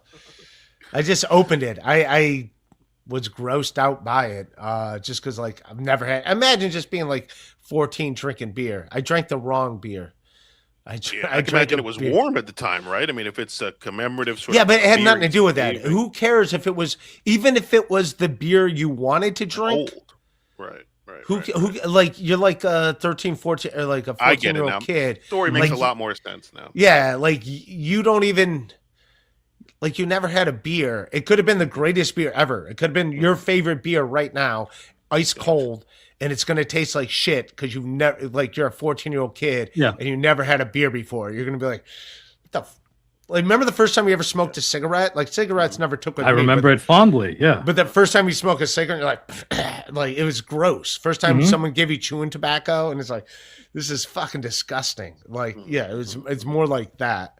And he's like, you drank the wrong beer. So, we have from our boy Sean. Tell the story about how you smoked wet by accident. You smoked PCP, right? Yes, I talked about it. Lemaire Lee, who's the producer I'm familiar. of Matt and Shane's Secret Podcast. Yeah. By the way, I got to get him back. He's down to do my podcast whenever. I got to get him back on. But yeah, we talked about that. I was in Minneapolis, doing the comedy club there, and went back to the hotel. And black guy there was like, hey, I asked him, I go, hey, man, you know where I could smoke some weed? He's like, I got weed. You want to smoke weed? I was like, yeah. And he's like, hey, by the way, it's wet. And it's like, I didn't know what that meant.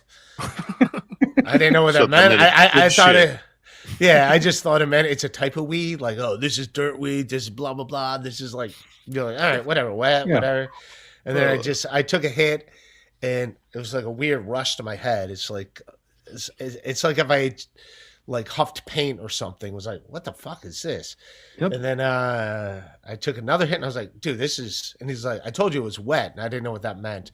He's like, oh, it's laced with PCP. I'm like, I was like, that's not good. I've heard of PCP. Nope. And I was like, and he's like, yeah, you should go in your hotel room and lock the door and don't go outside. And I was like, okay. And I was fine. I went to bed. I woke up, and I was fine. Very good. Yes, I'll be there on rock bottom. Chill out. I'm going on at 11. So yeah, but hang here, Teal Hank. Thank you, Ray. Yeah. That's why Thank I come you. on. I like you guys. Ray, we feel the same way. You know that. I don't know. I don't know if Flimsy likes me. Flimsy makes up stories about me. Like, what did I say? You're like, Ray insisted I smoked weed out of his sock, and I was like, I just asked if you wanted to. You pointed to a bowl. You pulled it out of your sock, and I do. I keep would- them there. I was going to the concert. I was going to Oasis Nobody said concert. you insist. I didn't say you insisted. I said wasn't you like, just- come on, do this. Come on, man. What's No, the and matter? You're talking about, and you're also talking about the time at the Oasis concert. I'm talking also about the time we were all sitting around at the Borgata playing poker, and you had your bowl in your sock, and you would tap me on the shoulder, and you're like, "Hey, you want to go?" And you would lifted your foot up. And Oh, yeah. rolled No, out I your always sock and pull. I Yeah, always we carry just- my ball in my sock. But yeah, I you get don't it. see Like how other that- people don't okay, want so you get it. You get it. So can you give us a little taste though what you're talking about with Landon Kahn and all that stuff? Do you think you could take Chad one-on-one, full court basketball? Great question, Flims. Yeah. Like one-on-one, because that's what we're talking about. Landon Kahn's going to include at Kent State, full court, one-on-one, Mhm. Ray versus Chad. With a high school ref, yes. With a high school coach being a ref, exactly. What is... so Yeah, do you I think- want to do you do it think, for I want to do it for fun. I thought it was weird when it's like all these different rules and it's everyone like in Chad and Kevin's camp, like Yeah. and charge of it. It's like, all right, this sounds weird. you got to resign to the fact that anything with Chad's going to be competitive and just he's going to want to take your head off. So but do you think you would beat him one-on-one in basketball? I mean, I don't play basketball that. I don't know if he's playing all the time. We'll see. I don't play all the time anymore. He ain't. He ain't, Blanche. He ain't. I mean, I don't know. But Like yeah. Big J will tell you, I'm pretty good at basketball. I'm still pretty competitive. So, I mean, we'll see. I don't know what he's doing when I'm not around, but I get it's your weird every as an game. old man playing basketball. Like you're like, you know what you used to do, and you like want to do it, and then you feel it in your knees and ankles. Your knees and ankles are like, you're not doing this, dude. Like your knees and ankles are like, we're not doing this. This isn't 1997 anymore. I know you want to do this, but we haven't done this in a while. You can't just like make us do this. So Well, this is a great point from Stephen Bravo that Chad said he's going to be practicing more. So Right. And that's kind of my larger point. It's like you got to get your head in the game because this if and Me hopefully too. when this happens, I mean, this will be a defining moment in the Dabbleverse. I mean, it's bragging rights, for years to come. years to come. Yeah. yeah, you But think I'm that just he's saying, fucking like- around, Ray? He's not. No, you go. I mean, this is Well, there's I was playing competitive pickup games with a bunch of like high school and college kids, and I like kind of went like full out, like and it was fine. I was fine like that day, and then the next day I woke up and my knee was like swollen. So I was like, yeah. So it's not like you can just. You know what I mean? Like your ligaments you're trying to make your ligaments do things that they haven't done in years, and your tendons and ligaments are like, No, I get it. I get it. Like, The you know what I good mean? news is Chad's also 50, so that's the good news. It's just one-on-one. So I think yeah. In your head, you start living in your glory days, and you're like, oh, I'm just gonna do this, and then it's like, So I can go north and south, my east to west. My lateral movement is where Okay. I'm a little more like, I don't know if this can happen. I got So faith that's in what you. I'm saying. We see what kind of shape Chad is in. Chad is the walking wounded now, if you were to believe him. So and again, I don't think that even when he was in his peak Ozemkin arc that he was in that great of shape. So Ray, this should be pun intended, this should be a layup for you. And I'm gonna have about this much money on you. So I don't want people to bet on. Like, I don't want people. it's gonna happen. I don't. Excuse me, Ray. I don't mean to be indelicate. I don't give a fuck what you want. It's gonna happen irregardless, as we say. And do you have any sort of preference where it's going to be? If it was in Ohio, if it was in Tampa, if it was in New York? Oh, I don't care. I will duct tape your knee for something. So you can make it to Tampa if it's in Tampa. You can come Yeah. to New York. Yeah, Yeah. so it doesn't have to be. All right. But All that's right. not- Well, I'll let you guys. Can we share a stream? Can we do this on my stream too, or no? It's not possible. I have no clue how to do that. I don't Ray. know if they've invented that technology yet. But that we could do that maybe for sometime in the new year. We can figure out how to do that. Well, I'm gonna get ready to go. I got to do my stream like in 10 minutes. Mhm. Everyone that's here, stay here. I'll do my stream with Teamster Tim, and you guys are good guys. How long do you guys go? We go 4 hours, right? 4 hours. 4 hour. You been here 4 hour. You go home. You big boy. 4 hour. 4 hour. Yeah. Well, we're gonna snipe you for the 11 o'clock hour. So all right. Well, then go ahead. Sir. All right. Well, then people super chat both channels. How about that? We're not. Can they Right. We're not. We would not snipe you like that. No. You came. You hung out with us. Oh, I know. I don't impromptu. care if you guys snipe me. I don't give a shit. Like, yeah. Like I'm not that you need permission, but like I don't. It means a lot to us. You got to give our love to Team Satim. And He's Ray, a why don't punk. you do- He's a bastard. No, I can't co-sign that shit. Ray, do your plugs for us. Sign up to my Patreon. If you stay here, sign up to my Patreon. Watch my episode later. Patreon.com/Ray DeVito. For what price, Ray? What low price? $3 fucking dollars. Not bad. Fucking cheap bastards. Jesus. Not bad in the least. All right. So thank you for sliding through, Ray. Hi. You're a good guy. Thank you so much. Thank you very much. You're a good egg too, Ray. All right. I'll let you go. New Jersey Ranger will say nice things about me, and Flimsy will throw me under the bus. That's the plot of the show, Ray. The yin and the yang. The yin and the yang. He can't take you off the screen quick enough. Jeez. All right. I love you guys, man. I love everybody, Ray. I just love you kidding, too. Ray. Love you, I'll Ray. see you guys later. All right. Peace. No, but seriously, boss in the audience. You guys, how many times are you gonna say, you guys stay here, don't go anywhere? As if it matters. Right. Like you're Ray. He's Ray. fun. We have fun. That's our guy. We love him. We're now thinks going I hate to him, but I do. Yeah. Wait, before we get to that, Earl's Dead Grandma, gonna watch the rest later. Thanks for the weekly 3 hours. Thank you. I'm glad that you enjoy it on your own time. Thank you for supporting us. I'm glad that you found us. And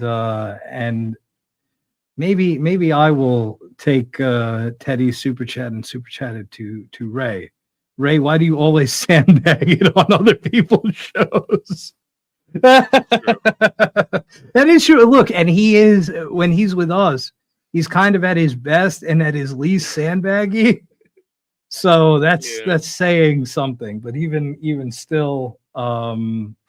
I like Ray. I mean, Ray thinks I have this big problem with him, but I really don't. I mean, it's sort of fun to take that position with him, but to watch him squirm a little bit. But at the end of the day, I appreciate Ray for who and what he is, but he's a little bit too, I don't know if neurotic's the word. I don't know what it is, but he makes me uneasy. He's a little bit too much like when you're around like something like a squeamish dog or like a dog, you know, just like something that's like he just wants, I don't know how to put it, but he just makes me uneasy to be around in person and on stream. But he's a nice guy. Yeah, that's our guy. And yeah, as we are entering our final hour of the 2025 calendar year, hit the like button for us. Thank you. As we go back to this shit show on the plane, I was kind of like that chick that was like going crazy there. I did. So why'd you have to go to ER? He strapped me down on a chair like they were gonna arrest me. Great word. So She's always having a different conversation. So you're trying. Yeah, imagine putting up with this to get laid, and then okay, imagine putting up with that to get laid, and then imagine trying to act like you're some international player pimp. Like, nah. Yeah, no, it's a lot. It's a lot. I'm surprised this hasn't already ended in a merger and YouTube terms of service, if you know what I mean. If you will. To fly from where to where? Just come back home to Wisconsin. I still have a place in Wisconsin. And so everybody has to know this. They wanted to arrest you for what did you do? I don't know. They strapped me down and they said, "Don't talk about that stuff in our." And it's About the LGA. Devilverse? But how do you guys pronounce it? Your LGA? LaGuardia. Like your gourd. They want you to be smirching at LaGuardia Airport. The greatest podcast. What happened, Matt? What happened? Matt, I'm gonna tell you. Matt showed up and they put me in a room with like all these like, what are they called? We needed to call ICE. There were like 15 chairs. I was a yellow robe lady.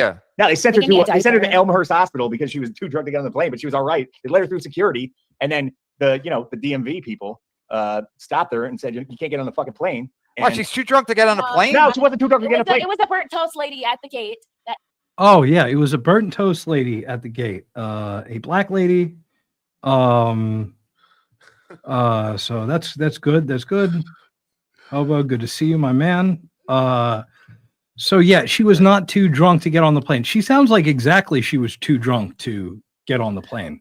Yeah, and even if she wasn't, I wouldn't blame whoever is in charge of assessing that if they thought she was, because she acts in such a way that's like, she is this girl going to try to force her way into the cockpit? Because that's ultimately when people are just, whether you're drunk or you're just, you're on a plane, it's like, is this person a danger to the flight? And it's like, yeah, this girl is like, she might stir up a little weirdness, so drunk, sober or not, it's like your energy, I don't want it on my plane.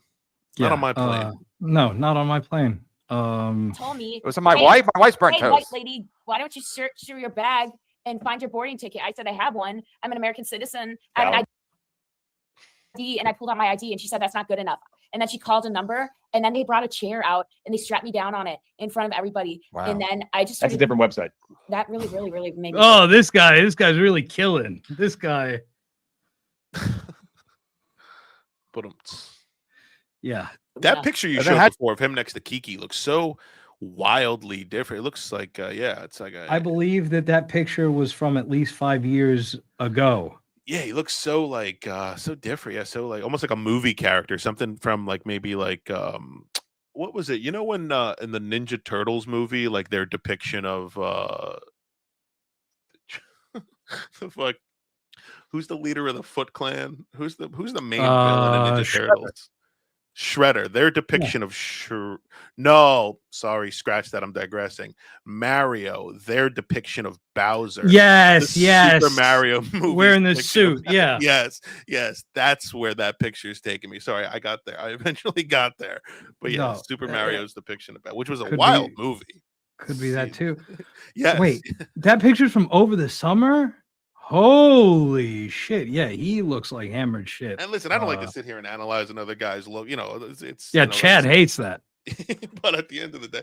But no. Excuse me. I don't mean to cut you off. This faggot and Jim Stansel have absolutely no problem talking about the fat losers, super chatters. Yeah. I'm out getting drunk and getting laid. So you know what? What's good for the goose is what's good for the gander. Again, Matt Mead, you're the only guy that has money. You're the only guy that owns guns. You're the only guy that can get a lawyer. So I wish you well in the wars to come. How did Matt Mead find out about it? A lot of nuts. Oh, she convinced him to give her back her phone while she was in a gurney. She was strapped in a chair and she texted you. And I had to ask permission. I got a fall wrist. Elmhurst Hospital is like a refugee camp. I've been there. When I broke my cheekbone, I was there. Speak English there. It's America. It's America. Speak English. Yeah.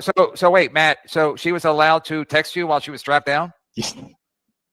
That's incredible. In so many words, yeah. No, it's a great. No, America's a great. People don't understand, but listen, Scarlett, America is a great country if you're strapped down and you can still text your new boyfriend, Matt Mead. That's not my hey, now. I've been dating a couple months. I had to go walk through that fucking shithole. That was not just dating. That was just literally the only white person who's ever been in that building, and I probably looked like a doctor if I wanted. I asked consent before I did anything to Matt. Wait. So Matt, where did you park? Oh, I got it. Listen, I know how to park in Queens, but he's a good driver. Again, she won't shut the fuck up. I know. Like it's too much. I mean, again, putting up with this for some pee is wild. Yeah, especially that quad, and especially for a guy who apparently has a lot of money and a lot of connections. He could buy thousands of laptops. Yeah, he's getting himself in some serious situation. But I think guys like this are addicted to that kind of crazy. I don't know. I mean, I'm sure you've known guys with girls like this, and it's like they always seem to just always. I think there's something that makes them feel alive dating a girl who's minute to minute. Like for guy, I mean, I'm not going to speak for you, but for someone like myself, it's like I love stability. I love knowing what I'm going to get minute to minute, day to day, week to week. I love knowing that the person I'm with is going to be the same person day in and day out. Guys like Mead, love sort of this, like, you might walk in and out of a room and this bitch is gonna fucking she was around you, sucking on your neck, giving you kisses, telling you how much she loved you. You left the room and came back, now she's crying on the floor, demanding her mother. You go up the stairs, you come back down, and now she's got a fucking knife in her hands. It's like, but that makes them feel alive. You know what I mean? Yeah, that could you imagine getting turned on by, and okay, irregardless of all that, okay, you know what I do like? I like not annoying. That really gets me going. When a woman is not annoying as fuck, it really, I like to feel my girlfriend like a turtleneck. You know what I mean? Like constantly having her wrapped, like hanging on me like a light backpack all the time. It's like she's so clingy and touchy feely and it's not worth. And we've all seen what she has to offer. I mean, the interiors of her canals. It's like, I don't know, not to digress too hard, but then what? Yeah, I don't want to digress. No, that's okay. We'll I was finish about this up. to bring up You're Jeff. gonna put me in the hospital. Tomorrow. I'm gonna buy a 94 fucking Corvette. Oh, that's right. We're getting her a I'm gonna buy 94 an Corvette East tomorrow Coast engine, so that way I have an East to make Coast up for car, the domestic and, abuse. and I have a clean record. Again, a lot of jokes about this. A lot of jokes about the domestic abuse. So surely that will help with the pending lawsuit, right, Matt? Again, Ray goes off screen when somebody talks about Frank Sheckler to help his case, which is good. Good jurisprudence. Provide that I have a clean record, so, which is a good thing. Know why? Because my East Coast engine is going to be just parts here at Matt's house. So anyway, I picked her up from fucking Elmhurst, and she was on a gurney next to like 17 fucking Somalians. I'm scared. But how did they release her? They said, just if I don't take my pants off, they're going to sedate me. I said, know, what are you talking Mr. about? Ray. I coke up my pussy. Come on. Wait, so what happened? You went to the hospital and you said, this is my quote unquote girlfriend? Yeah. Well, and they just released her and to you? Yeah, that's a hell of a fucking mistake on their part. No, that's insane. They're like, oh, you can have her. Yeah, but I look trustworthy. Yeah, but she was. First of all, you look trustworthy.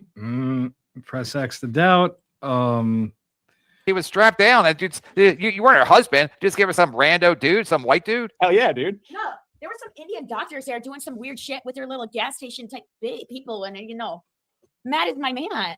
He proposed to me. Oh yeah, we're getting married. Oh, that's wonderful. Again, she's talking about doctors being gas station people. Again, hon, of all the people concerned, you are the gas station person. But I digress. It's like women like that. I mean, they need sort of a deeper study, but it's like they're sort of sponges of this weird sort of societal racism, and they just sort of regurgitate the last sort of shitty thing they heard a Jim Stansel say or whoever, and or an Aaron Imholt as well. Right, again, she's an ape morph, if you exactly. That's another exactly where and you hear it with her ICE talk and her I'm an American and stuff like that. And it's sad because I don't think she's. She's just a product of her environment. Had she been around better elements, she wouldn't be saying just the bullshit that she's saying. It's just the elements concern, if you will. Exactly. It's the Stansels and the Meads of the world. So for now, we're gonna go to this new character who has been introduced. So this is. I heard Drunk Jimmy's karaoke was the highlight. So this is MJ Murphy. She is just sitting there, got her leg up on. So this is the origin of the beef between her and Scarlett. It was surprisingly good. Totally normal thing to do with Yes. somebody else's boyfriend. And by the way, that whining, that interference noise, that's Chrissy Mayer's $7,000 studio. So very good. And that clip, if you let that, and not to let that play, but eventually he brings out his phone, and I don't know, you could ask Riles, you can ask Panhandle, they'd be maybe have a little bit to say on this, but it looks like he's taking sneaky pictures of these. Watch him eventually bring out I'm still impressed his phone, but he's taking pictures of her feet. Video that person made. Eventually here. Doing that. No. Okay. No, the video He's of the pretending. one they Okay. said someone got banned. Yeah. for. That. They wrote about Fumbling it. around. Clips of karaoke. Content Hotel. Shout out So he's- Doggy Thunder. I mean, a panhandler yeah, he can makes confirm, a lot of but AI he's videos about me and definitely Stancil pretending like fucking on a text beach message, and he's and just taking doing all pictures. kinds of Yeah, he's not typing shit. That is a great fucking spot. And you could see, and I watched this clip before. You could see his thumb is constantly hitting like the click, click, click, click, click, click. Holy shit! What a fucking great spot. Yeah, Flims. Riles gets it. Yeah, that's so that's the origin of the beef that she has with or why what's her name doesn't fuck with her, why Scarlett doesn't fuck with her. And maybe woman this- to woman, that's a valid beef. I mean, if that's someone's boyfriend, you're not supposed to have your feet on that guy's, No. thing like that. So. No. And again, the one who has her feet all over the other guy is not the porn star. So Oh, this lady's not a porn star. This MJ. no, she is a what's called a TERF, a trans exclusionary radical feminist. Oh, but was she identified as that before she got into this bullshit with? I have no clue where the fuck she comes from originally. She's a Chrissy Mayer orbiter. Again, she is supposedly pro women, but I saw about 3 to 4 times when I keyword search abortion. She talks about trans about 3 to 4 more times than that. And no results on her Twitter for femicide. But I'm sure that it's all about being pro women and not about being anti-trans. AIDS because you had Courtesy of sex with Pest. a porn star. Do you know how fucking I walked out? I couldn't stop crying. And then guess what? You think I don't get that every day? From mode. We can live on the cause side of life or the effect side of life. This is the lesson that I learned, right? So all of us are all living on the cause or the effect. If you're living on the effect side of life, you believe that you have no power, that everything that happens to you is just a result of what happens to you. You're just an effect. And when you're on the cause side of life, you believe that everything that happens to you, you caused, you made it happen. And in that way, you have to take responsibility and accountability, but you have power, right? You have control. Okay, cool. When you take that responsibility, when you're aware, you can change whatever you want to change. I'm just going so that I can see the comments because this is my opening That's story what they here. call you, Jimmy. I already can't find the comments. So I'm afraid I'm going to make a whole bunch of mistakes on this stream because I'm new, like clicking all the buttons, bringing stuff up, making sure there's sound. All of that is a little intimidating. Okay. I've been watching a ton of videos of the Dabbleverse and wrapping my head around and reading tweets and reading people's comments and people's perceptions of, what they think is going on when they're watching a stream between two people. Feels like versus Ashley what Cummings I've 2.0 witnessed, for what I've some seen is quite different in reality. Okay. And I have no loyalties here to anyone. I think Right I've seen on a the lot money, of people Stella. have accused Yeah. Chrissy and Gino and of like protecting Matt and I have never been to Matt's house. Okay. They were 100% protecting Matt. Matt's their friend, so you can say that like that's par for the course. That's true. But to act that it's an outlandish statement to make, I don't really think that's the move. But now she's going to explain why she's unbiased. Yeah, I've just I really have only seen him and been on shows with him a handful of times. Oh right, come on. Over like the past year or two, really. I don't have any loyalty to him, so I just want to say that. And I'm not monetized, so there's no secondary benefit for me to say anything that I'm saying. And I'm saying this all because I've been watching the videos of Kevin Brennan and that guy Mersh. Definitely want to talk about him. You know him. And of course Keanu's show. And I've just been looking at the past month as much as I can of all these different shows. And I watched the Stuttering John. That video was great. The Shitverse guy that made that was amazing. Like, how high quality is that video? Can't wait for part 2 at all.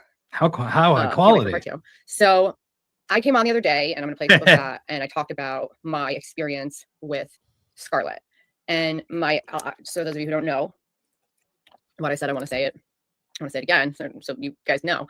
So I went on Simcast before Content Hotel, and on Simcast on Chris and Mayor show, there's all different people on all the time, and that was my first encounter with Scarlett. And as I said, she was like rocking throughout the whole stream. She couldn't stay still. She was acting like a junkie, and looks like she lost custody with a hairbrush. Like she lost complete custody. Oh, got it. Okay, so now she is going to this supposed feminist, right? And again, there's no trans for her to protect this woman from.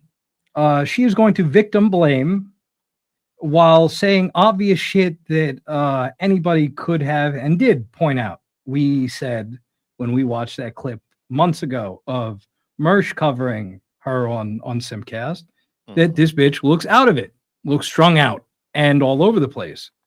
But now she's going to enter this for the record as evidence that, and what? And that means that no out of it, strung out bitch can ever be abused by a guy. MJ, is that the point, Miss Miss Pro Woman? Let's hear you out, hon. Her hair. What is going on? She's rocking. She couldn't make sense of anything. And people are in the comments saying stuff, about her sexuality or this, that. But also she just drops these victim statements. I jumped out a window. I just my mom only gave me 2 pieces of broccoli a night. I don't know if you guys saw the stream that she said that on some cast. That was actually after Content Hotel, I believe. Oh, my mom only gave me 2 pieces of broccoli a night. I don't think you'd be alive if your mom only gave you. That probably happened maybe one time in her life. Got her. That sounds. I mean, is that only gave her 2 pieces of broccoli? Is that a punishment or? Is that? And by the way, she's not telling the story right. We played it here, and that her mom would feed her only broccoli. But that's okay to use that as a big tenet of your argument and have it be made up, hon. If it ever happened, and she's losing a battle constantly with coherence and being articulate. And again, the victim thing is something that I have. Thank you, Buttnoid. Go through it, and I'm just going to make my case. And then Matt Mead has been around the block. He's no Carmax when it comes to relationships. For him to be to get conned by an obvious borderline personality drug addict whore is very, very dumb. Yeah, that's exactly what the fuck we were saying. Like, at a minimum, stop portraying yourself as some kind of fucking Lothario.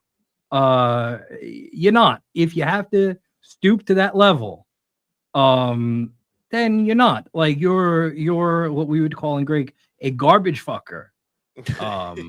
Yep. So those of you that are saying he's holding her against her will, I saw that today. I'm pretty sure I also saw a video where she's talking about being at LaGuardia and them not letting her fly. And then again, it's not her fault. She really wasn't drunk, and he's co-signing it and enabling her. Oh yeah, she was fucking wasted. We all know that because we've seen her on streams where she can't even put together a whole sentence. We know. And she just talks nonstop. And even when other people are talking, she's talking about something completely different, a whole nother storyline, in a whole nother orbit. Everyone has seen. And so this means that she was not abused in the videos that we all saw. This is why this shit is starting to fucking bother me. Yeah. Like, you're telling us nothing that we don't already fucking know, new girl. Well, because it's all in service of just sort of sweeping, for lack of a better term, for their boy Matt, for the inevitable, whatever. What's the word I'm looking for? The fallout of the relationship. Exactly, because eventually this is gonna, push is gonna come to shove with this. This is gonna end either. Is going to end badly, or I don't think Matt's going to come out smelling rosy. So I think his friends here sort of got a pre-sweep her, right? Paint her as this sort of, and she does a very good job painting herself as a crazy wacko. That's my whole thing. And like, all that she's saying is completely superficial observations that we have all made, and I don't think that anybody thinks that, wow, this Scarlett Hampton girl has really got her shit together. Like. Yeah, it just seems weird to be like, because the like you said, she thanks new girl, but I mean her come on the scene so far has been this standing up for women.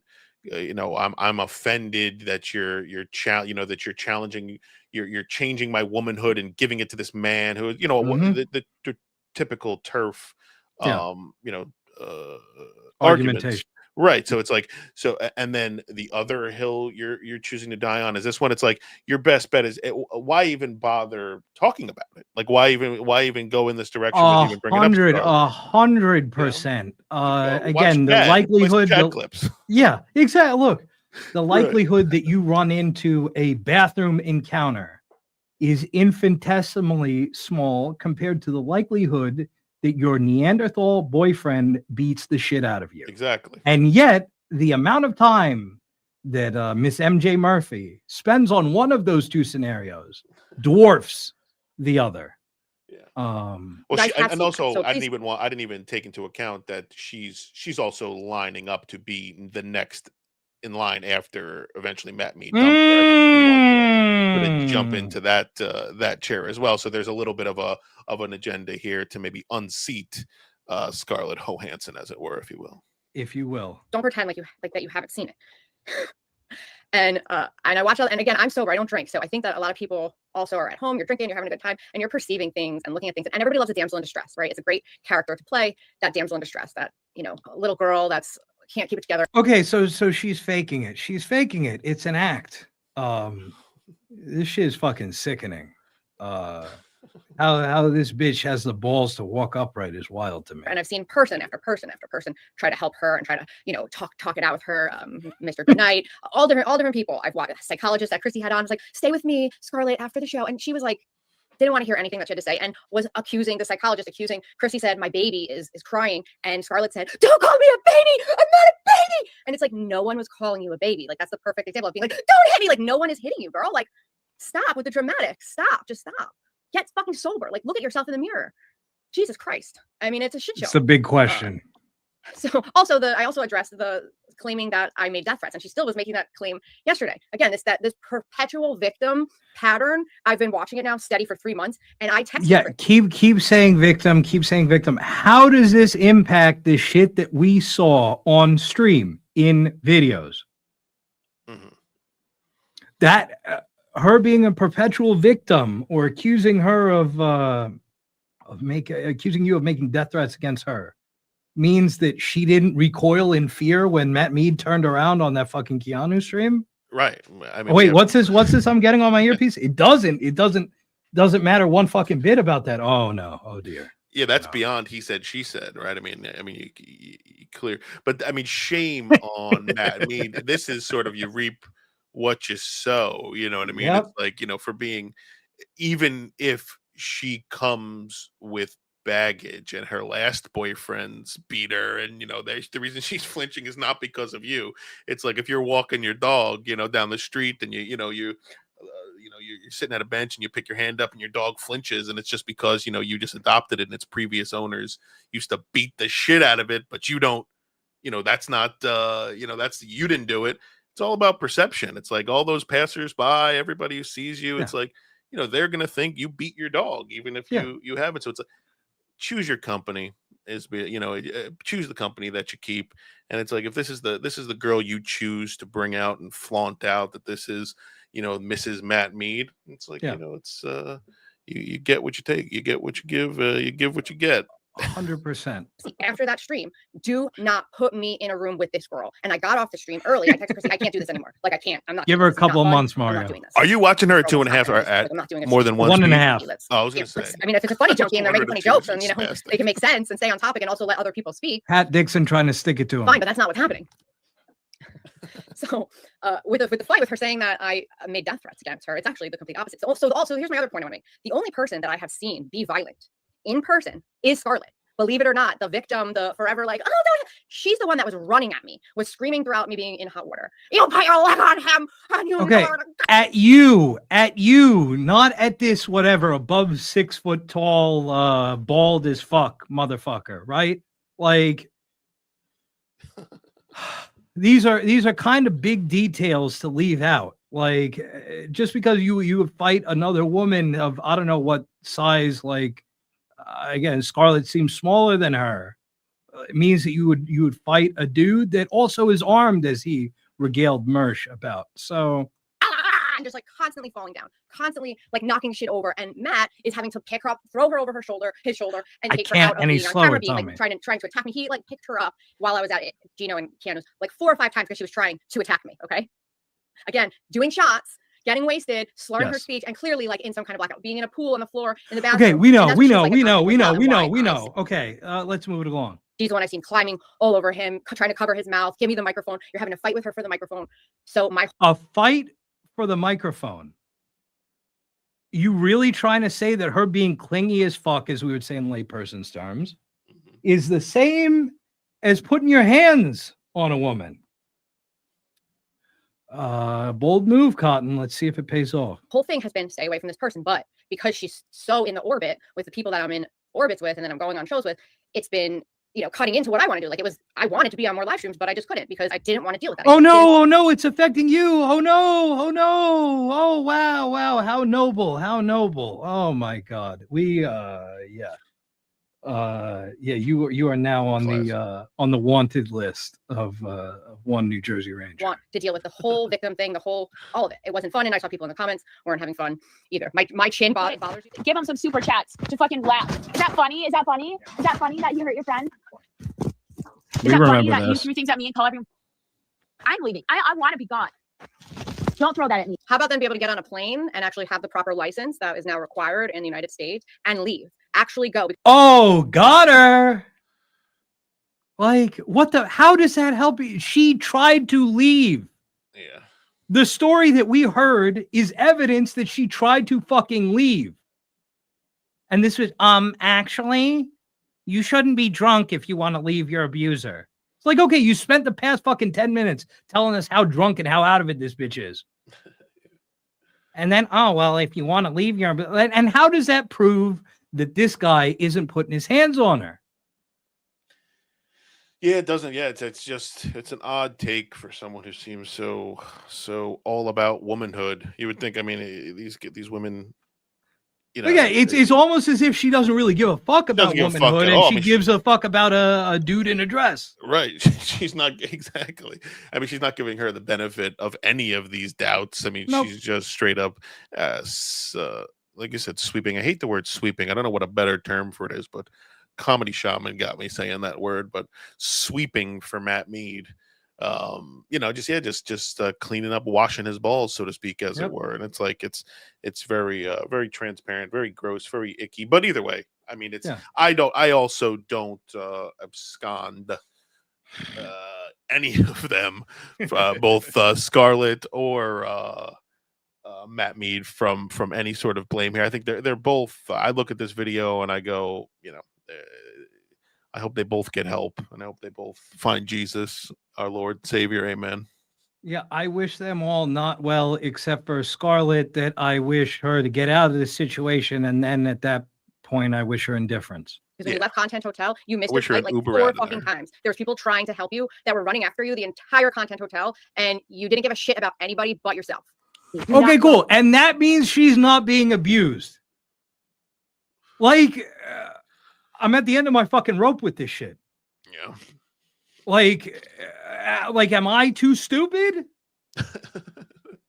No, it's just, I mean, there's a hidden. I mean, we've uncovered it. Her agenda here is simply to get Scarlett out of the picture, just so we can get, you know, she can get in Matt Mead's good graces.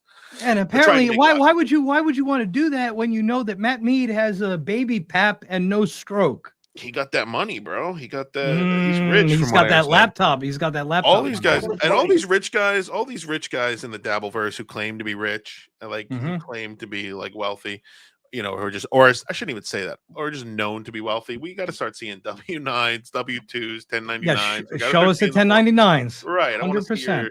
You know the slip that when you take like a couple $20 out of the Mac machine, the little receipt comes out and balance, says like, yes. right. And sometimes you leave that slip in there because it's like it doesn't have any doxing information, but you know that next poor sucker who's coming along is taking out his $20.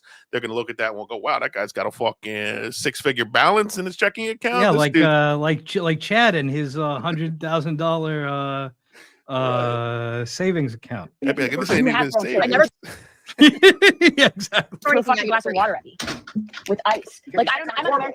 This bitch is shaking her head. What did I say? What the fuck are you shaking your head about?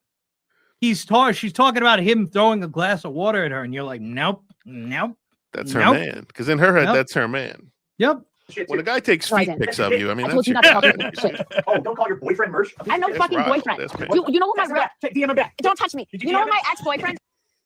It's so purposely triggered. Like if you guys can't see that, if you're still like buying this whole victim thing, the way like he's saying very clearly. Also, I am an expert at reading body language. Like I have a whole bunch of degrees I'm not going to talk about and doctor myself, but I do have a lot of You called it in, like, Curious body language and George. framing and NLP and hypnosis. And oh yeah. All really great and really really legit things. Yeah. Body language isn't at all mostly a pseudoscience cooked up in the 90s. Yeah, go ahead on. And how would you dox yourself by giving away all these degrees that you have? You can just take a picture of it and redact your name. And by the way, your name is MJ Murphy. You told us you're not in the camp like we are. You're not a coward like we are, or like the pineapple is. So how is that doxing yourself? But I'll take your word for it, hon. she keeps trying to gaslight him. Really, if you guys are missing that, because it's in the, like her slurring, he's gay and blah, blah, blah. She knows exactly what she's doing here. And he does say, I would never hurt you. I would never throw anything at you, like to hurt you. Oh, perfect. He said that he would never hurt her. Case closed. Bring in the dancing lobsters.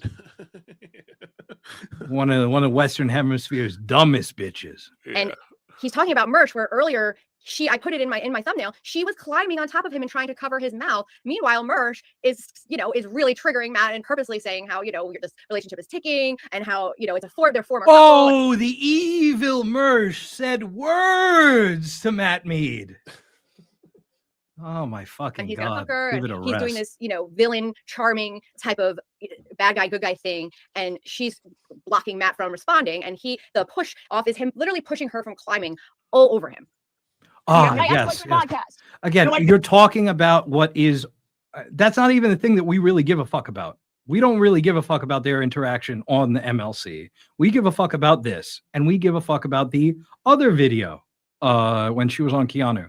But keep being willfully obtuse on, and make sure to protect that bathroom from the scary avas out there. I was joking.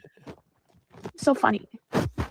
Ghouls, if you Is will. that funny? Just touch the phone. That has been confirmed. You on a podcast? Shove the whore. I love the fucking people in my industry. No, I never met Merch. You love Merch. That is not who I love. You don't love I'm saying that I do not want to be disrespected You don't love me. for my past. You don't love me anymore. I will Okay. always love you. At a minimum, this whole "you don't love me, you love Merch," this is emotional abuse. Like, whether we see physical abuse or we can glean physical abuse from this, let me guess, an empath like MJ should understand what the fuck emotional abuse looks like. 100%, but she'll glide right over that. But that's what I was saying. There's no way to watch these two people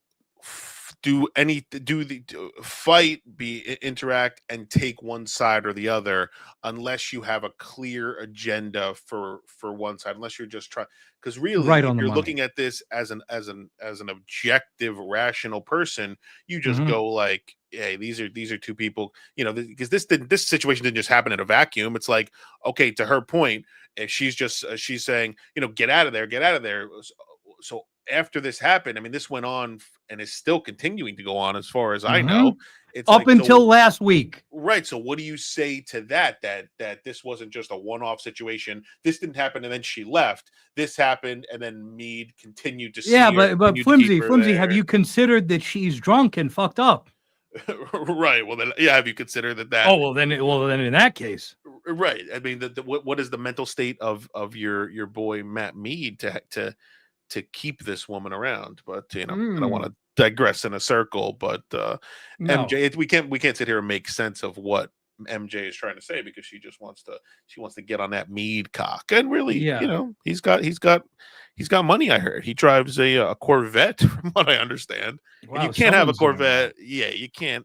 They don't No. give Corvettes to people who don't got money. No, they don't give Corvettes Don't say worry. to somebody who just enlisted and got their $25,000. No. Right. I do. My love is not conditional. I do not love conditional. Okay. Cars as a sign This of is the wealth funniest is part of such it a all to me, is joke that anymore. they've been This dating is what for I'm saying. like 3 months. Like 3 months, and like nothing says soulmates like chaos and screaming and fighting. I've been seeing a guy for 2 months, and I'm not telling him I love you. I'm not even having sex with him yet. I told him I'm waiting. 2 months. No, I love you is fine. No sex. Yeah, no sex 2 months is what are you, Mormon? Yeah, your boy would be out like a light. Yeah, what do you like, right? Like a light. For And marriage, especially, doesn't she have children? Yep, this is a grown ass woman. Yeah, so this is that's a grown ass woman. This is not a woman in college, right? Like that would be dumb. I would not fuck with that if I was back in school. But No, that's something. if you're in your there's late 30s, early 40s, you're not putting out for 2 months. And listen to this. That part of the whole, every time they take the relationship so some seriously, new age is- shit. She said that she's sorry, go ahead. saving herself for marriage. I went past it. Yeah, great. I have to say, but, like, it's been 3 months, guys, and you guys are a complete disaster. Conditionally, because I grew up loving. You don't love me anymore. Loving people unconditionally. Loving unconditionally. She's LARPing You gotta as a be perfect, you gotta virgin. do everything right. It's A grades, and maybe you'll get dinner. And know what? What narrative? All I could think of was like, I need decisions. I take accountability for it. I will be alone. Oh, now I'm a fucking abuser. I gotta leave. I gotta leave. You're not an abuser. Yeah, I'm yeah. saying that You're you're the not. baby one. You're not. You You threw me on a calling fucking that podcast. and the whole narrative. I will never touch you. You will never touch me. You made me will go never on. hurt me. I love you. You made me on that. No, you put me on there. You and you said took it you away. go on. Yeah, because I wanted to defend your friend, Ski Mask, who died, who was getting monetized. Put that- After that. I did not ask for that to be on there. Oh, wait. Oh, you go. I love Mersh. He has a name. People aren't. I love Mersh. I don't fucking know him. I love Mersh. Oh, You're not my girlfriend. how you gonna spin that, hon? How you gonna spin it? You're a piece of shit. Yeah, 100%. Yeah, that seems like a little wrinkle in this fucking story. Yeah. I cannot fight with people. I do not. I mean, like, just No, That's she- literally pretty much the worst thing I think he says the entire time. I mean, Okay. So that was bad enough that we had to chime in, but it's not that bad, folks. It's not that bad. Dr. Murphy's on the funny, case. the whole, like, you don't love me anymore. It's been 3 months, guys. Of like, just fucking stop. But Well, to I mean, me, it's part it is of it. very, very clear here that he is not abusing her, and she keeps repeatedly trying to set up that narrative and that victim mentality. As I've watched. Yeah. Say narrative again. Say victim mentality again. Yeah. We're gonna start having to do IQ tests for the Devilverse as an entry thing. Very, very clear. I mean, she made she's Yeah. definitive.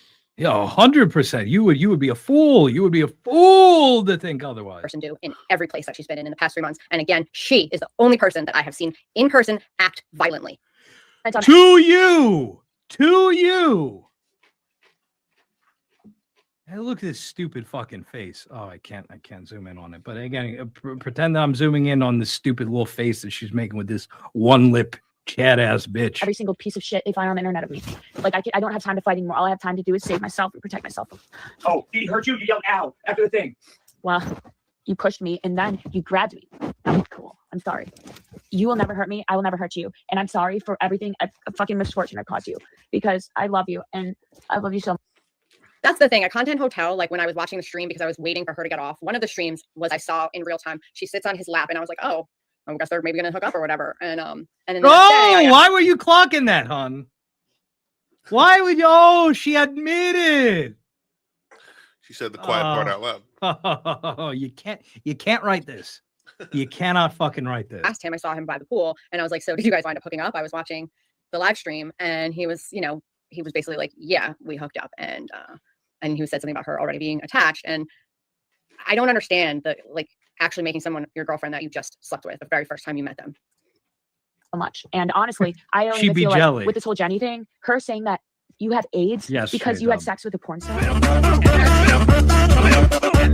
So that's courtesy of the great past. So and we have one more from past. Let's learn a little bit more about our new friend MJ. Dress for women and children. I just wanted to share that. And as I mentioned in the beginning, I don't read the comments. If you want me to read something that you want to tell me or something that you want to say, then feel free to Venmo or Cash App me. Otherwise, I'm not monetized. Why would I turn on the comments? Like I may briefly pop in. If you're not monetized, why would you turn on the comments? I don't know. Engagement, growing your channel so that you can get monetized. I'm just spitballing here, hon. But it's your world. We're just living in it.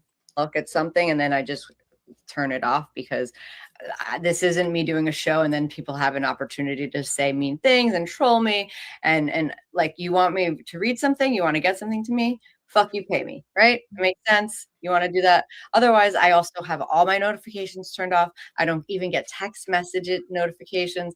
I live my life as a free woman. You cannot get to me. I've been playing this game for a long time, and it's like I'm kind of like untrollable. Like, I'm not gonna watch it. Like, people send me clips, they in chats, and unless I know what it is and I want to look at it, or I want to look at the comments for whatever reason, you know, of the show I was on last night, I wanted to read some of those comments, so I went and I read some of them and liked some of them. But that's because that was my prerogative. I don't I'm not gonna let it happen. So, but if you want to troll me and you want me to read it, then like I said, pay me and I'll do it. So it is a little Ashley Cummings 2.0, as it were, if you will. Yep. Was Because it I'm too not far monetized off and my I put like assessment? 20, Worse, 30 hours my, into making these episodes. It's not easy. I have to like find the clips and know all the stories, and it's a lot of work. So, and I'm happy to do it. I love doing it. That's why I'm doing it, but it's my shit. So, Yeah. Thanks for chiming in, hon. Should be So, doing a show with Panhandler before the end of January. look, that's a good ending for her, is all I'm gonna say. She now I agree. she now has a bounty on her from us. So so keep it up, hon. We're gonna see if you're untrollable. We will see. Unfortunately, we're not gonna get to Carmax this episode. We had a lot of fun karmic. But we'll do a little potpourri of karmic. This is you calling in to one of his streams. 33946. 39. Okay.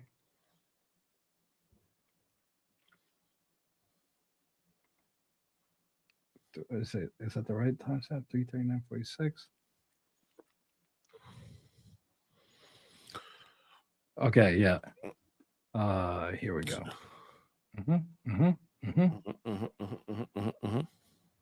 Oh, Karmic's been going for hours on end. How do I decipher this? You're gonna have to figure it out yourself. Hey, who's that? Somebody's calling me. Carter at NJ. Carteret, yeah. Yours is calling me. Thank you, asshole. That's me.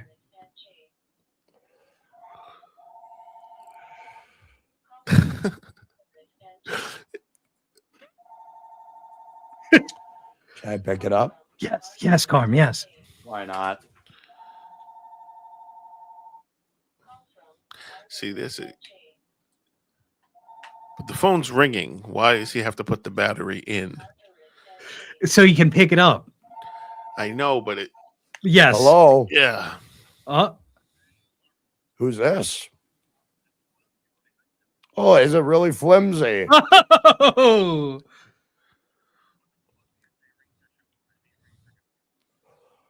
Ranger and Flimsy are going to be on tonight, everybody. I'm just letting it be known, so check them out. How's that, man?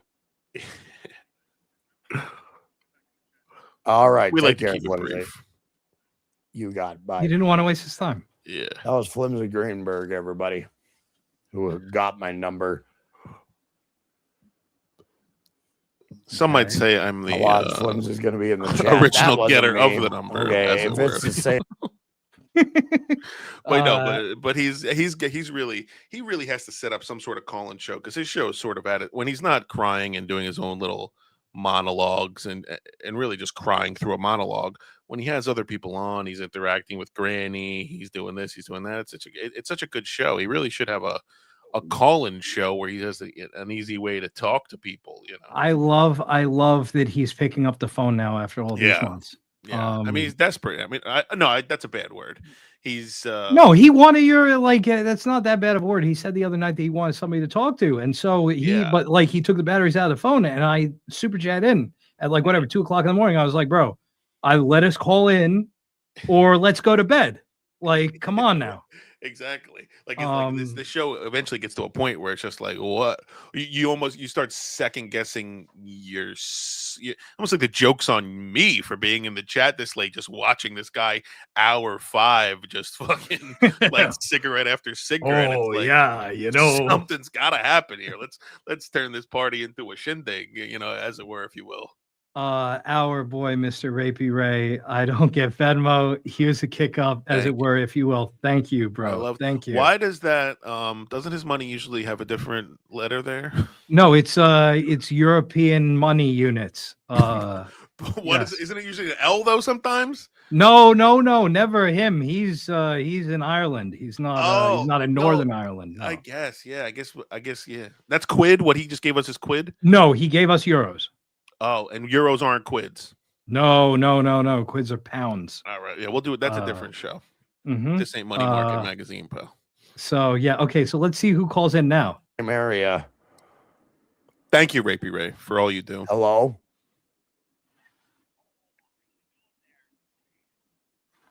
Final boss. Who the hell do you think you are? He immediately pins him the fuck out. His old foil, the final boss. He was probably doing a dumb voice too. No, he wasn't. I heard it, and he was just doing normal final boss. Regular voice. final boss voice. It's very. Yeah, exactly. That's funny. You love to see it. Okay, let's see how much more we have this. Okay, we have a little bit more. I got you. I knew it was your voice. You're gonna have to disguise it a little better. Oh, you can't fool a fucking fool, man. It's not how the saying goes. All right, you got it, man. Is that what you're not being heard on my stream? This ain't in speakerphone. All right, he realized that and he shut it down. Good idea. Mm-hmm. But I digress. I love that, but I digress. I digress. And it's who just said it in there? Someone just said Karmic just wants friends. Yeah, and that's the Todoro said. Yeah, and that's the thing. Now that he's done with Felicia. Yeah, I mean, this is a guy. That's all he's ever wanted. And I think Melton touched on it, where it's like, was Felicia this perfect girl, or was she just a girl that gave him time of day? Yep. Like, that's what he was looking for at the time. He wanted he says it. He goes, I wanted a world. I wanted a world, and I let it slip through my fingers. And what he means by that is he wanted something outside of that fucking whack shack that he lives in. He wanted friends. He wanted a girlfriend. He wanted to have a girlfriend through the holidays. He wanted chicken sandwich. He wanted roller coaster. Yes. Exactly. So it's like at the core of all this, have all this screaming and drinking and crashing out. I mean, that's all he wants. He yearns for connection. And when he gets that connection, and through Granny or whoever, these phone calls, he tends to shine. So I don't know if he's lazy. I don't know what it is, if he can't get out of his own way, but he should start a show where he has, more interaction with people, more interaction with the chat, other than just crashing out at them, because his show really shines in that regard. But and look, to be fair, in terms of the wanting friends thing, I got across my desk like a half an hour ago, or whatever, close to an hour ago. Dan, apparently on this Shmuel Lifeforms number 3, said that Shmuel and I are interested in the Dabbleverse because we both want IRL relationships out of it, because we're unable to make friends outside of the internet. And this is the direct quote, made a reference to, hey, Victoria, I'll dress up in a suit and take you to dinner and a show. Paraphrase in a mocking voice. So yeah, again, keep telling yourself that, bro. Keep telling yourself that. People just be saying shit. You know what I mean? People, and they got to watch. People should be talking into a mirror.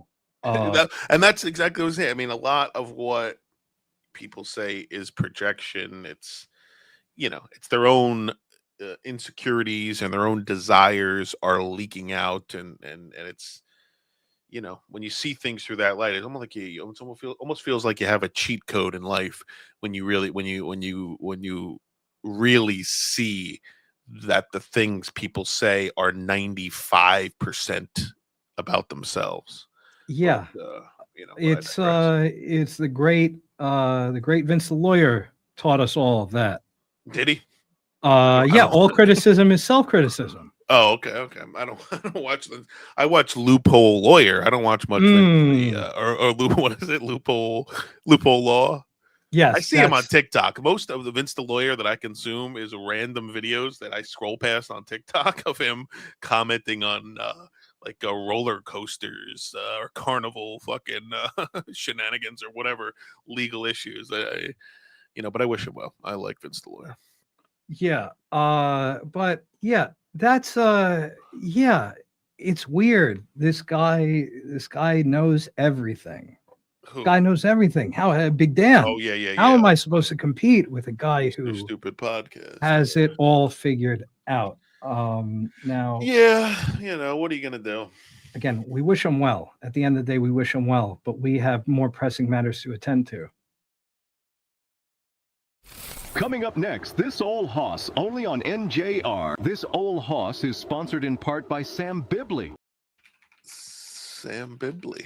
That's our most beloved segment here. Before we get to that, our boy who's not blocked, Panhandler, Ranger, the chest hair tuft is on point tonight. Apologies for not recognizing game earlier in the evening. I mean, you don't. I got you, bro. Footberg, I got nothing for you. Thank you anyway. Well, yeah. Look, and that's good. Coming from him, okay. He gave you a that'll do, pig. That'll do. Yeah. No, I don't spend any time thinking about Panhandle. He don't spend any time thinking about me. I like it that way. As it should be. Oh, and there he is, Stealth. I am the friend Carmax wants and the friend he needs, but these Nimrods cannot bring themselves to him. I have never said otherwise. Again, I was trying to get you to call in the other day. Yeah. I don't know. Like, again, I don't know your schedule, but like, okay, you got to.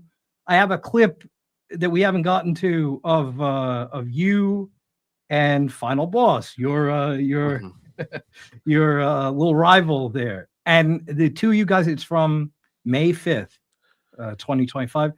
You two and Karmic were having a fucking time, and it's just a pleasure to watch. Mm-hmm. So you got to take the link from him still.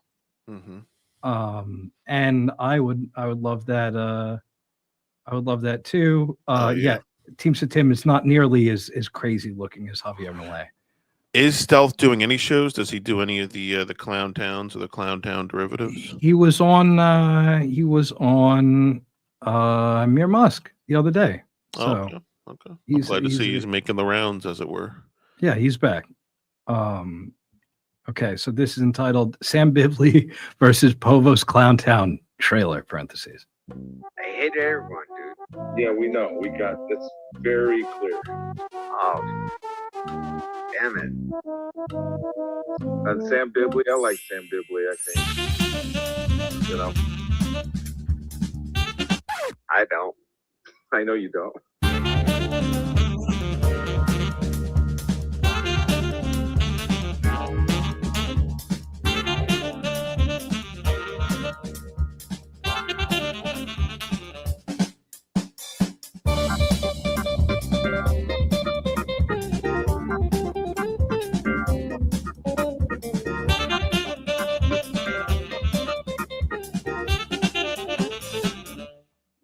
So yeah, we have some Sam to look forward to in the future. So yeah, and there he is, Old Hoss. So yeah, that's and wait, before we go, I'm gonna play one from Brandon Deft that made me laugh. It's a short. Just because Carm doesn't pop up too much. Does he go live anymore? I don't know if he goes live, but I saw some clips of his. So listen to this funny Karmic's this delivery. This little work that Ashley Cummings and MKE perform on the audience while there. I'm a man while he plays video games for most of his life. this little work that. Okay, so that was And that. he just went live playing something like not too long ago, a day or two ago. After all that, Yeah, he was playing Doom and he was playing something Doom. else. Right. I'm saying, you So always eat your words. You know what I mean? You rally against playing video games on stream, and then here you are playing fucking Doom. Mhm. He's probably playing Doom because his PC can't handle anything else. He's playing on a potato. yeah, he's certainly not going to be playing Crisis anytime soon. No Deus Ex, as it were, if you will. So yeah, so that's it. We did thank you. We did it. We're doing it. We had it. I just want to thank all you guys at home. This is going to be the pandering portion. Thank you guys for giving us an audience that I never expected that we would ever have, for supporting us since our impromptu test stream sniping Kiki and Ashley, which is now a defunct show, all the way to when we came back in September after a month and a half, damn near 2-month hiatus. We can't wait to see you in the new year with all that has in store. My man Flimsy, thank you for sticking with me, being my partner throughout all this. Please, thank you for having me. Anytime. What are your plugs? Jim Stansel on Twitter. Flimsy Greenberg, MarioBosco.com. Shout out Diet Coke. Big fan of the Santa cans. And yeah, shout out Panhandler at Panhandler on Twitter. Yes, follow him and don't block him. Yeah. And yeah, so I'm gonna ask you guys leave us a little comment. We love to see people, the little chime-ins that you guys have. We will be back. We'll be back at the beginning of January. I agree with Riles. Play Powerball. Go watch Ray. Go watch Ray. Yeah, excuse me. Go watch Ray. Thank you, and thank you for Ray for making guest appearance. Yeah, enjoy your holidays, guys, and we will see you in 2026. Peace. We're doing it. You're a cunt for hire to shoot at women and the like. It's a living. I have spoken.